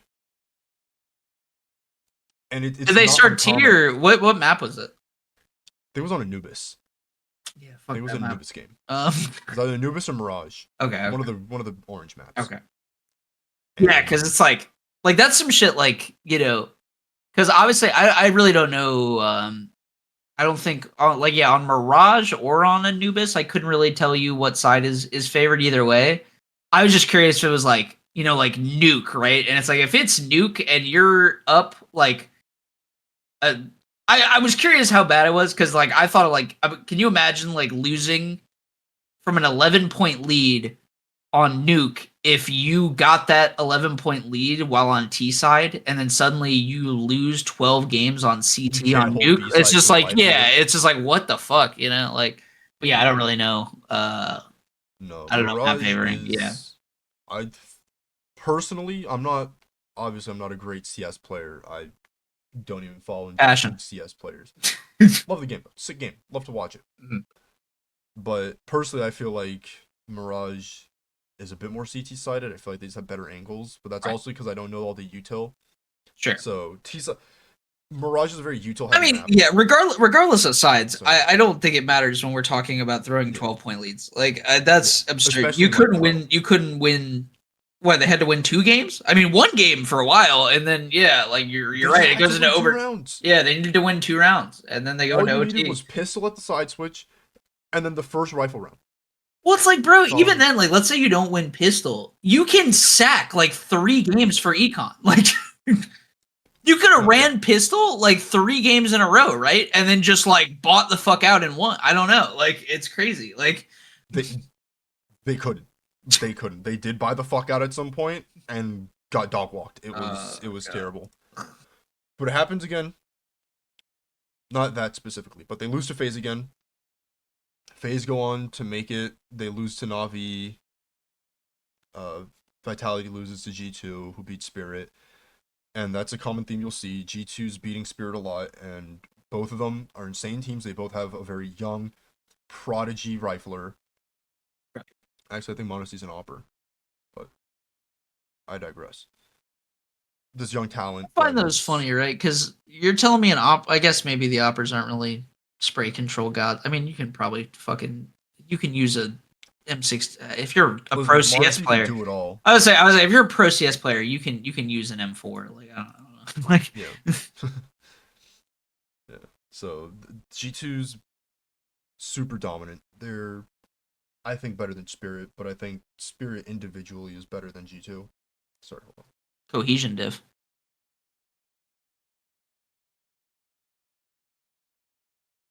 We'll cut that part out. I'm sick. No, you're fine. Out with the demons. But G2 is just dominant in like every series they play. Mm-hmm. And they take the tournament. Right. But Liquid keeps losing, and they're having trouble keeping up with these top 5 teams. And Twist their IGL, who played under Kerrigan, and pretty much learned everything from Kerrigan, and brought that over to Team Liquid because he wanted to explore other opportunities back in NA. Sorry. Yeah, you're fine. The signal. Has like an eclectic team with Yakindar, who, when he gets online, he plays really well. But if he's having a bad game, it's very noticeable. Sure. Ultimate and JKS, I think, are holding this team up. I wouldn't say the most. I think the most goes to Naf. I think Naf is the talent of this team. Sure. Twist is the brains. He's got a great like IGL mind. He makes really good calls and he frags out. But when games go bad, they go really bad, and I feel like he doesn't know what to do. He doesn't know how to bring himself out of that, and the team kind of falls apart with that. But NAF, Ultimate, and JKS are definitely playing as hard as they can. NAF specifically, and Yukinder is like a coin flip if he's gonna play well that game. True. Okay. G2, I've sang their praises. They did have a bit of a slump. They hadn't made a major tournament since May at IEM Dallas, and then they go all the way up to July when they win their first they come out of groups at Blast Premier Fall, and then they win the fall final. Goddamn. So if we're gonna count those as one tournament, right, they hadn't won a tournament since May. Right. So Spirit has been showing out a bit more. And we're talking like one. You're saying like they were top. They were top twoing during that time, but they weren't actually taking home. They top win. two'd at EWC. Yeah, they couldn't actually get a dub. They couldn't close out. Yeah, they couldn't close out for a bit, and now they did. So good on them. They found their stride. They're kind of coming back into form now, and again, that Modesty Nico duo is really strong and really exciting to watch. So, fuck yeah. It's been the past. Talked a little about the future. So let's focus on the future some more. So we've got IEM Rio starting tomorrow. Oh yeah. The invited teams I have here are the participants, whoever's qualified for it. 16 teams, starting with Astralis, who had a little bit of drama, especially at Blast Premier, where a lot of teams were not participating in Media Day because of Cadian. So, I don't know if you heard the news. Yeah. Astralis has silently got rid of their previous IGL and apparently patched things up with Cadian and brought him back in as a rifler to IGL for Astralis. Okay. Like, interesting.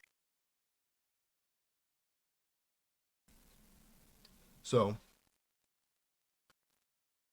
because of that, everyone was like, hey, the roster lock already happened. Oh, this is after roster lock. This is after roster lock. That shouldn't have happened. All this, like, how is this going to affect the major? Because now if Astralis makes it far at Blast, that could affect everybody else's placements. Yeah. Who has already been playing with the same rosters for the entire year. So wait, well, yeah, no, let me say that. How the fuck did they do that then? Because if this is post roster lock, why? It is actually a mystery. Yeah, like I don't get it. How did they go above happen. The thing? Yeah, I don't. That's they made it why I'm happen. so confused about. They talked with people at Blast. Blast was like, "It's fine." That's crazy. Yeah, that's actually crazy. Holy shit. And so some shady stuff happened, and that's backdoor deal, bro. What the fuck? It was really funny because like Twist, Kerrigan, like every IGL except for like Spirits didn't show up to media days, so they had to use old pictures of their IGLs. That's pretty funny. Photoshopped into the background whenever they had the team pictures. So they had like the current Team Liquid, and then they had Twist in like the Pride jersey. That's actually very funny. That's actually really funny. We're on the water here. I feel listen. But, yeah, no, it's bad. It's getting bad. But after Charles, we have FaZe. Kerrigan, again, great IGL. Mastermind. He's like the Popovich of Counter-Strike. Hell yeah. Okay. All my basketball fans out there, Took the Spurs to the championships like 7 times. It was nuts. That's a good G2, reference. I like that. obviously. Maus, glad to see ESL partner team, so they don't have to qualify as hard, but they're showing out. I'd love to see how far they go. Navi, supposed to be there. Alexi B, JL, wonderful, all phenomenal players. Bit and IM, also great. Team Vitality, hate those guys. I don't like the French.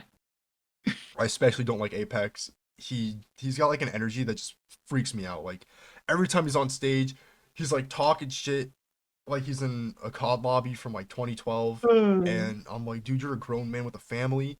Dial it back. Like all these other IGLs, cool, calm, and collected, they're making calls and they'll get hype. Apex is like standing up.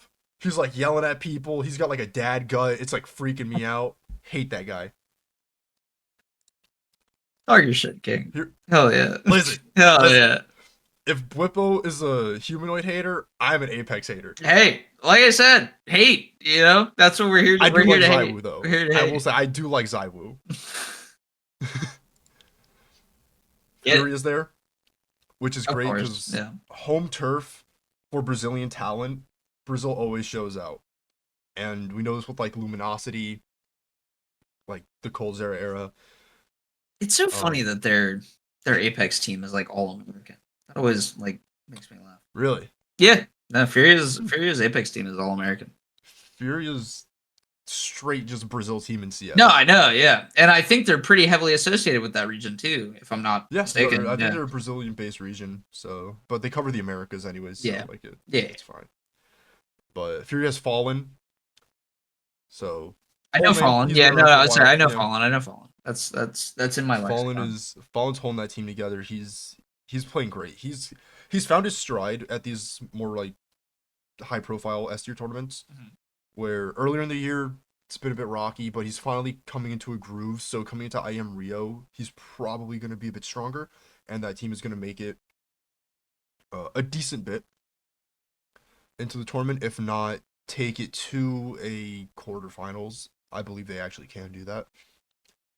Virtus Pro, who isn't showing up as Virtus Pro, and this is where we dial it all the way back to our first point, where regions aren't allowed to compete in top tier tournaments. This one maybe makes a little bit more sense, but yeah. I see what you're saying. Yeah. Yes.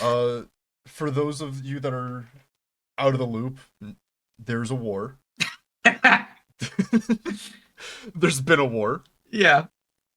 And Virtus Pro, being from where they started the war. Let's say it's a Russian org. The aggressing country. Yeah, yeah. There are rules where we don't like war, and you're not allowed to compete. You're supposed to chastise aggressing countries on a world stage by not letting them. Yeah, no, it's the thing. Yes, so you're not allowed to compete because war is bad. Yeah.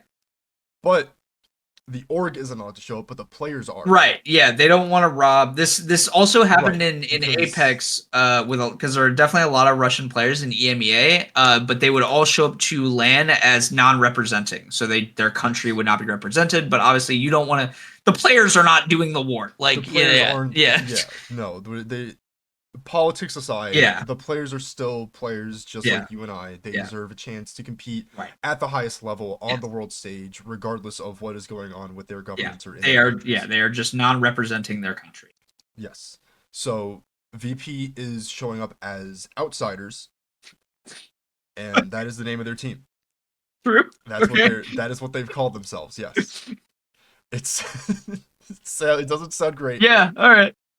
There's like two ways you could take that. It could be like rebellious or like not great. Yeah, I don't know. I don't know which way they mean it, and I'm not gonna be the one to ask them. But okay, true.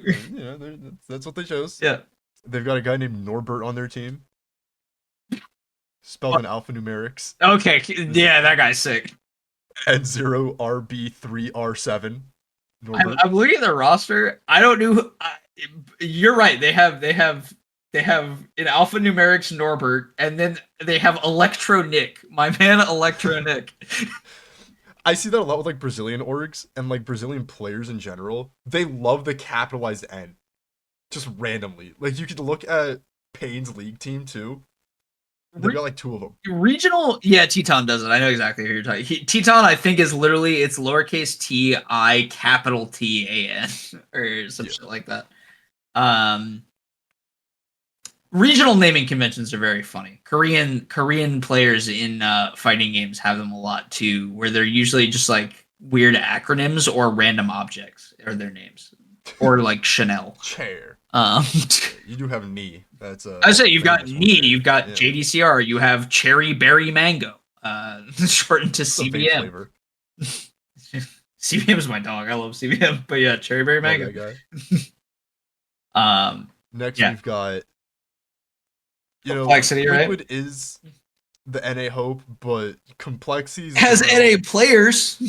has NA players. Well, Liquid has Yeah, Canadians. you're right. It's got 2 Canadians. But Canadians are like Europeans. We count them. Half of They're our in like the best, half of our best league players are actually Canadian. Most of our top esports representation comes from Canadians, so we love Canadians. In league, yeah, no, in league for sure. A lot of our very good top talent are Canadians. Just generally too, like Arteezy Dota is NA talent. True. He's Uzbeki, but he's from Canada, or he's from Uzbekistan, but he's like raised in Canada. Sure, so he's yeah. Canadian. Yeah. The whole thing. Yeah. But I would say Matu, I think, is from Lebanon technically, but he's lived in NA since he was like 4. Like he's North American. Yeah. Yeah. Sumail's Pakistani, but he's lived in Chicago for the last couple decades. At this point, yeah. So. Complexity, and I like Complexity because Eagle Screech. Floppy's on it, bro. 3 American players. Yeah, no, I would say Floppy. I know that one. We got Floppy. Yeah. Yep, Floppy's on there. Big name. Alige. Nuts player. We've got Hauserk. JT, who's kind of playing out of his mind. Nice. It's nuts. And Grim. I was out of order, but we've got them all. Yeah. And then their coach, TC, who's fine. I don't think Complexity is getting the results that they would like to get. They are performing well against top 5 teams. Cool. But just about the same as Liquid. I just feel like there's less confusion around that team. I feel like there's a lot of like a stuff clutch that goes factor wrong with Liquid. Yeah. Yeah. But Complexity seems a bit more consistent in their placements, and they seem, as a unit, a lot better together. Just from the outside looking in. I mean, sure. Liquid, when they're on fire, Liquid is on fire, and they're taking games. Complexity, when they're on fire, they're doing good. It's less consistent to see that, but as a unit, like, they'll be consistently on fire, and they'll be consistently, like, as a team, like, not one person is going to be doing great. They'll all be doing mediocre together. Right. Mongols, coming out of, you guessed it, Mongolia. One of the few Asian teams that we get. Also, side note, it's funny how they've adopted, you would think, like, maybe you shouldn't call them Mongols, but, like, they call, I don't know. Yeah, I mean, taking it back. The Mongols have been a team in esports, in Counter-Strike specifically, but in esports org for a long time. Yeah. They've made a name for themselves, and oh yeah. Not much to say about the Mongols. They're always strong. Underrepresented region and an underserviced region as well, so they don't make it very far a lot of the times. Yeah. They used to in previous years, but recently the competition just doesn't favor them. It happens, yeah. It is what it is. 9Z coming out of LATAM. Okay. We've got, what is that, Uruguay? Yeah, two dudes from Uruguay, an Argentinian, a Chilean, and a Spaniard, all led by a Brazilian. Now that's South America coming together. That's South America coming together. You've got the colonizer, the colonized, and a Brazilian. Martinez better not be the IGL. I love the idea of, like, you're just, like, coached by a Brazilian. There's 5 players and the guy's just doing the Jesus, like, stand over the player back there. Yeah. For the audio listeners, to set up for this, because it is IEM Rio, I do have the Max Payne 3 São Paulo background on. So just to clearly, we don't have Christ the Redeemer, but maybe next time when we cover the rest of the tournament, we will. Eternal Fire, I went over them. I love Eternal Fire. Yeah. I'm so excited to see them play. Heroic. Liquid. We've got now. I have nothing to say about I Heroic. say, I mean, they're they're just a team I don't care about. European They're there. qualifier. Yeah, they're there. They exist. They're a team. The Nerds is like fine. Shush is good. North American qualifier. Team Liquid. Team Liquid.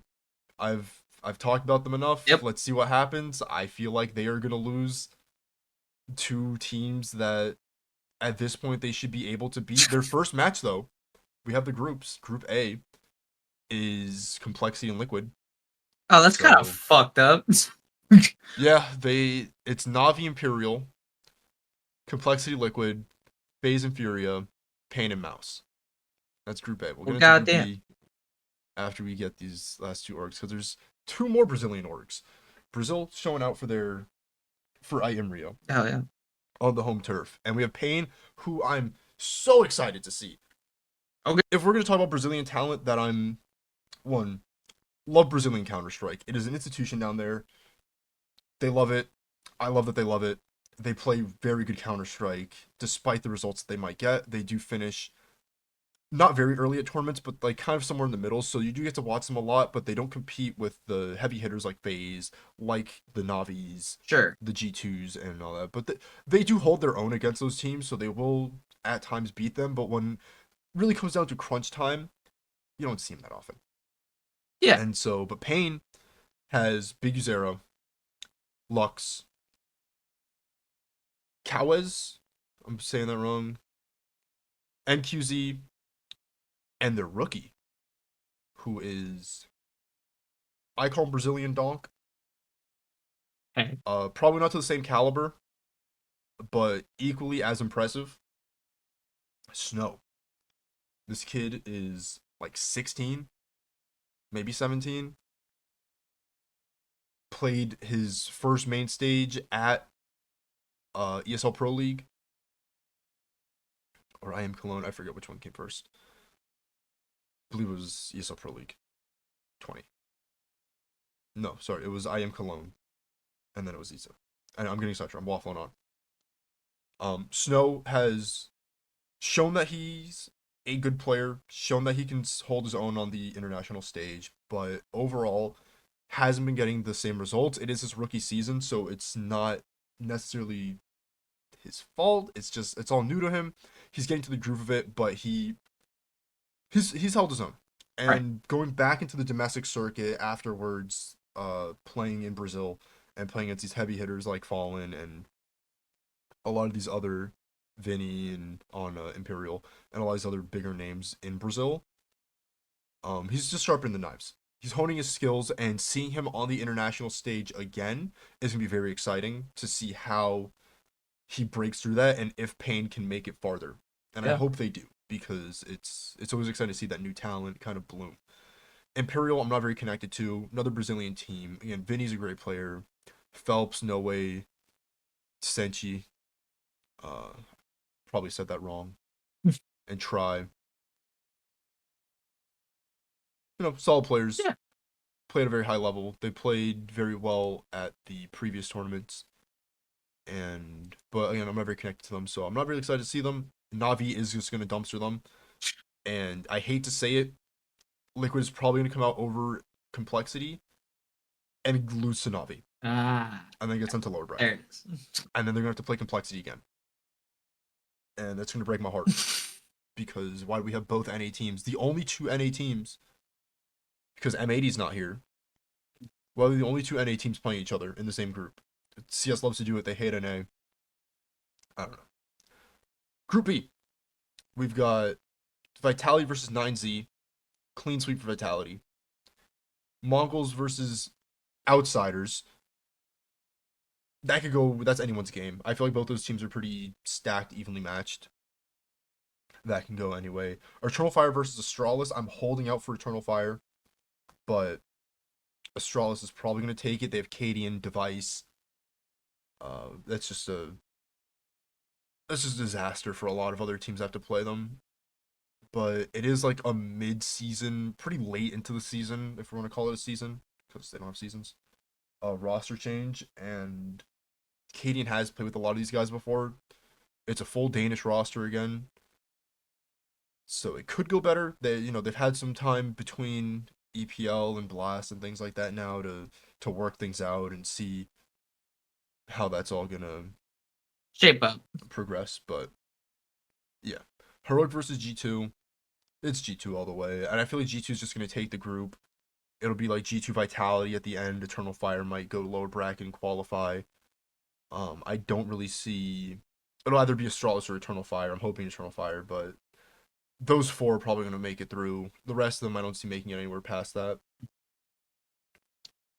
And yeah, that's going into IEM Rio. That's the next big one, and then after that, we've got a couple more things leading up to the RMR and eventually Shanghai.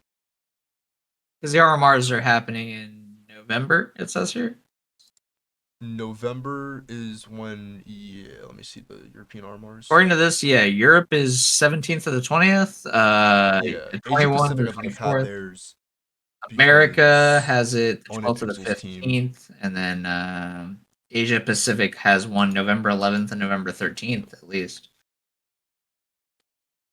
Yeah. So going to the RMR, talk a little bit about that real quick before I go into some of the side stuff.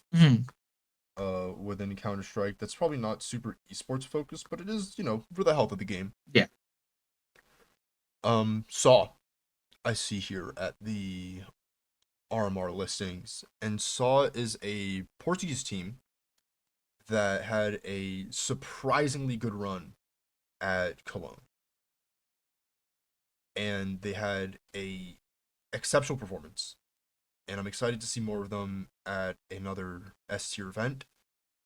We'll probably get to see them sooner before the RMR, but going to the RMR, they are a team that I want to look at because although they might not qualify because you're in a region with G2, Spirit, Navi, Mouse, Right. Vitality, Astralis, and FaZe. It's a punch Right. above your weight, kind of thing. Yeah, and Falcons. And Yeah. this is Falcons with Simple. Right. So we're getting To make any kind of a push, you basically have to you're- upset the entire time. Yeah. You're outside your weight class in this one. 100%. And they do have the ability to upset though. Sure. So they could probably upset Nip. They could upset Eternal Fire. VP definitely. I feel like that's all possible, but it'll be really hard to get past those other teams. But there are 8 slots, so we might be able to see them. Okay. Someone's gonna upset somebody. If I had to do my pick'ems for the RMR, at least in Europe, it's G2, Spirit, Navi, Mouse, Vitality. Between FaZe and Astralis, Falcons, Eternal Fire, and between Nip and Saw. Okay. So that's what I've got. I listed 9 teams, but 8 of them won't make it through. So one of them won't make it, but Sure. we'll Yeah. have them.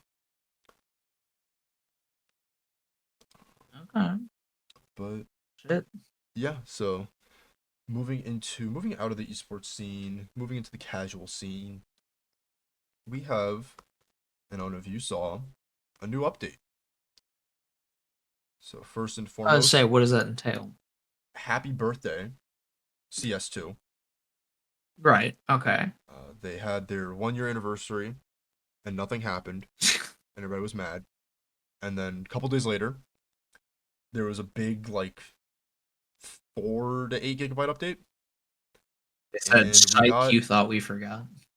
Yup, we got the Armory. Armory's a very exciting event. A lot of people hate it because the cash grab because it's just skins. Okay. Listen, there is a new map. That's cool. there's a new map.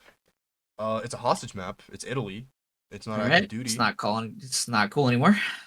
Yeah, but listen, we got it. Speaking about the episode, continuing the hater trend, boy, I'm a hostage hater. Like, oh my god.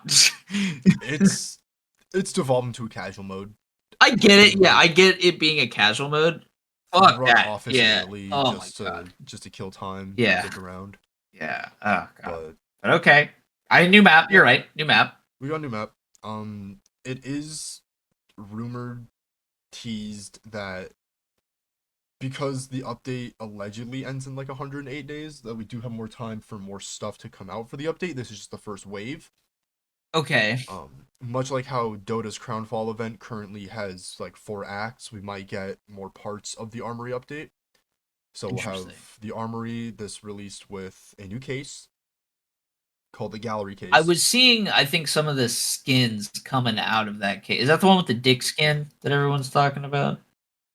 Where like one of there's a gun, I believe it might be a Galil, and it's got like a bunch of like drawings on it, like the skin, and one of them is like, oh, it looks like a dick. That one is in the Overpass 2024 collection. Okay. So we have 3 collections and 1 case. Okay. And a limited time item, which is the heat treated Deagle, which looks like a case hardened skin, but it's not case hardened. And apparently the blue gems for it are very easy to get. Interesting. We've also got new stickers and charms. So new cosmetic to put on your gun. Okay. Oh, charm. Oh, wow. Yeah, so like Valorant's gun buddies. Yeah, exactly. Apex has weapon charms. Overwatch has them too. And all the charms have different patterns, and I think they have like in total like 100,000 patterns across it all. So yeah, the charms market is going to be kind of crazy. I was gonna say, how's this affected prices? That's really what I want to know. So we can't sell anything yet. Okay. You have a 7-day trade ban. Whenever you open something, yeah. That's interesting. It kind of helps because I feel like a lot of people that are doing the XP glitches to grind the points. Right. So the way the event works, you buy an event pass, you can buy up to 5, and then you play games, and then the XP you get gets converted into XP on we'll call them battle passes for now. Sure, yeah. And the battle passes give you like these stars, and then you spend those to get the items. The case you still have to buy a key for, but the collections you just roll for a gun. Okay. And then when you get it, you have a 7-day trade ban because I feel like if you they don't want them like flooding the market. Yeah, hot ticket items this early, they'd flood the market, and then that would screw everything up. Yeah. That makes sense. Gallery case. My favorite gun from it is the water gun dualies. Okay, that's kind of they look so sick. They've got like a cool like water texture on them, like that makes them look like wet and covered in water. So there's like little droplets on it. It's really cool. That's also where you get the Vaporwave M4A1S and a couple other skins. Nothing. That Vaporwave one is kind of fire. I like that. I believe also the Rapid Transit Scout. The Neo Noir at UMP 45 is pretty hot. Oh, the Gold Tooth Glock is also really good. I get so here's what I will say about that. That is a CS player ass gun. Like I'm not super into it. 100%. Like that is like a skin made for CS players.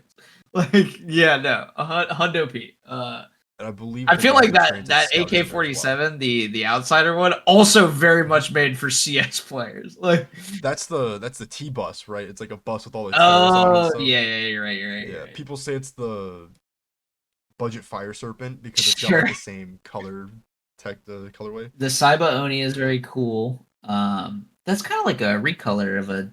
Oh, it kind of looks like the. I actually have the Mac 10 that kind of looks like the Anime Girl one.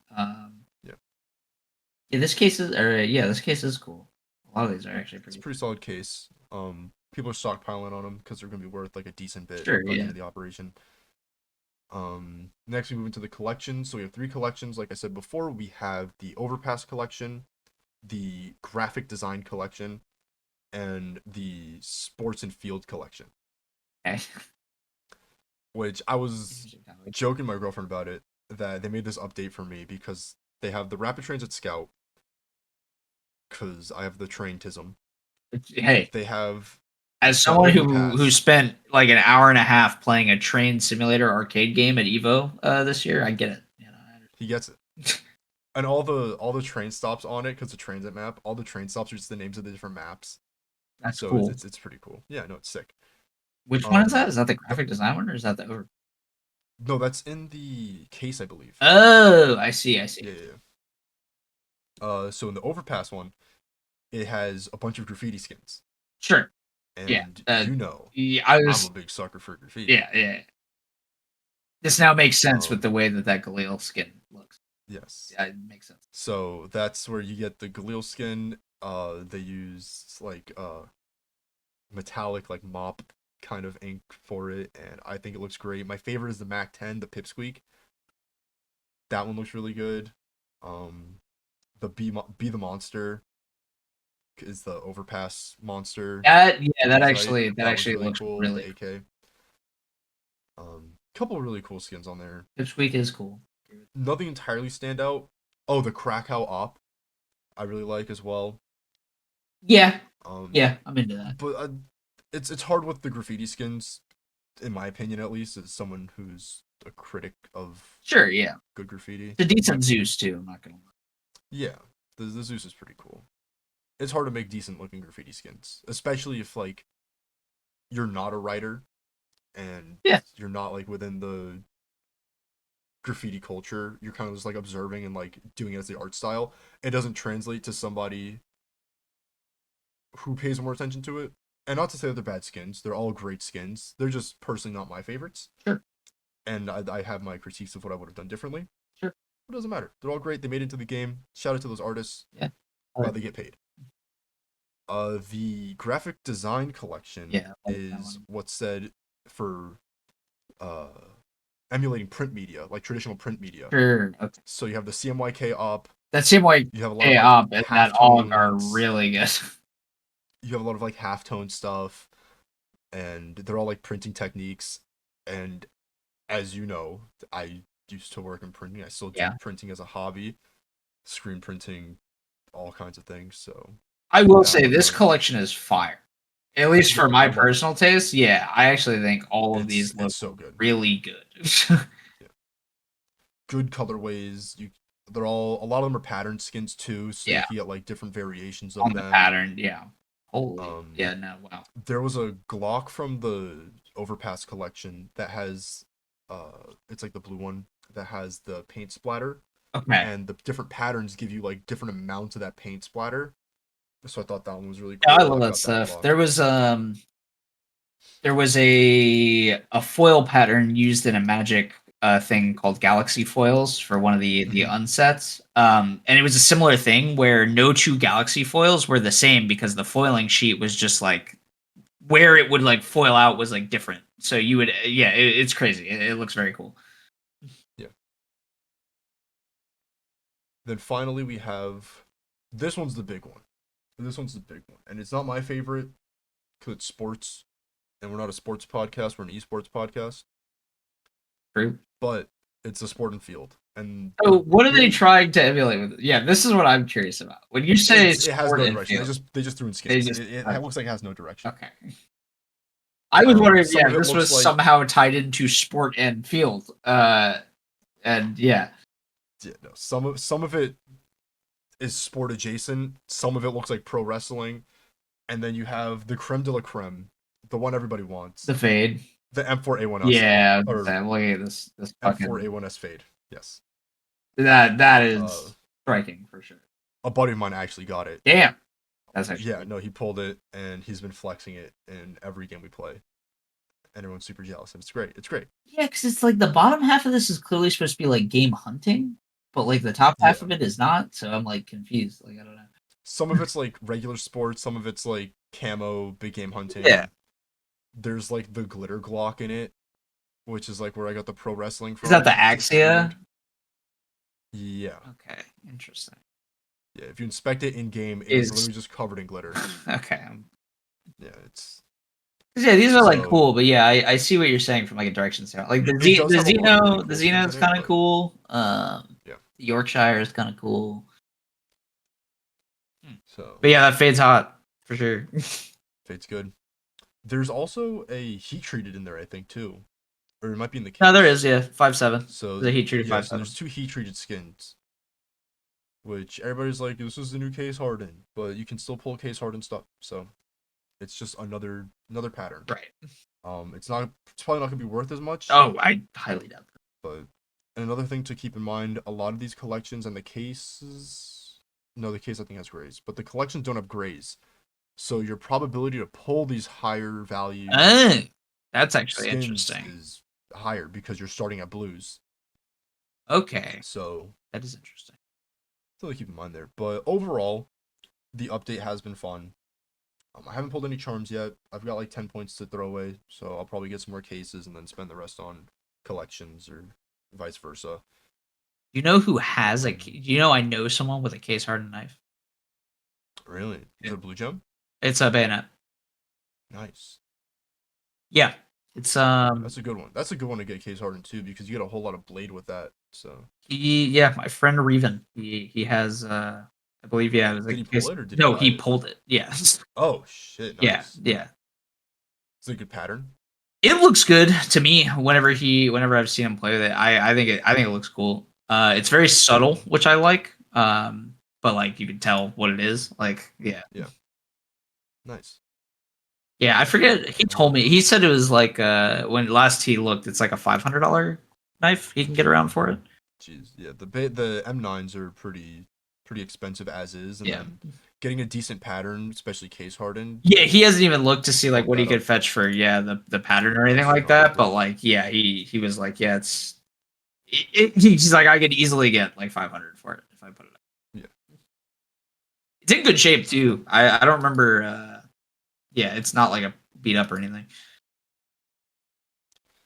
Yeah, that's all we've got for CS. I mean, it's a good time to be a CS fan. A lot of really good storylines coming out of this year, and next year is gonna be shaping up to be something special. I think we've got the Austin Major, which I'll try to be there for. So we'll have some live and direct Yeah, on the ground I'm kind of podcast hoping content coming out of that. I might go to that too. We'll see. I went to a lot of fighting game events this year, and I was Yeah, definitely going to dial it back next year. And now that's kind of like crept up to like 3 again out of nowhere. But I think I still might try because the Austin Major is in what?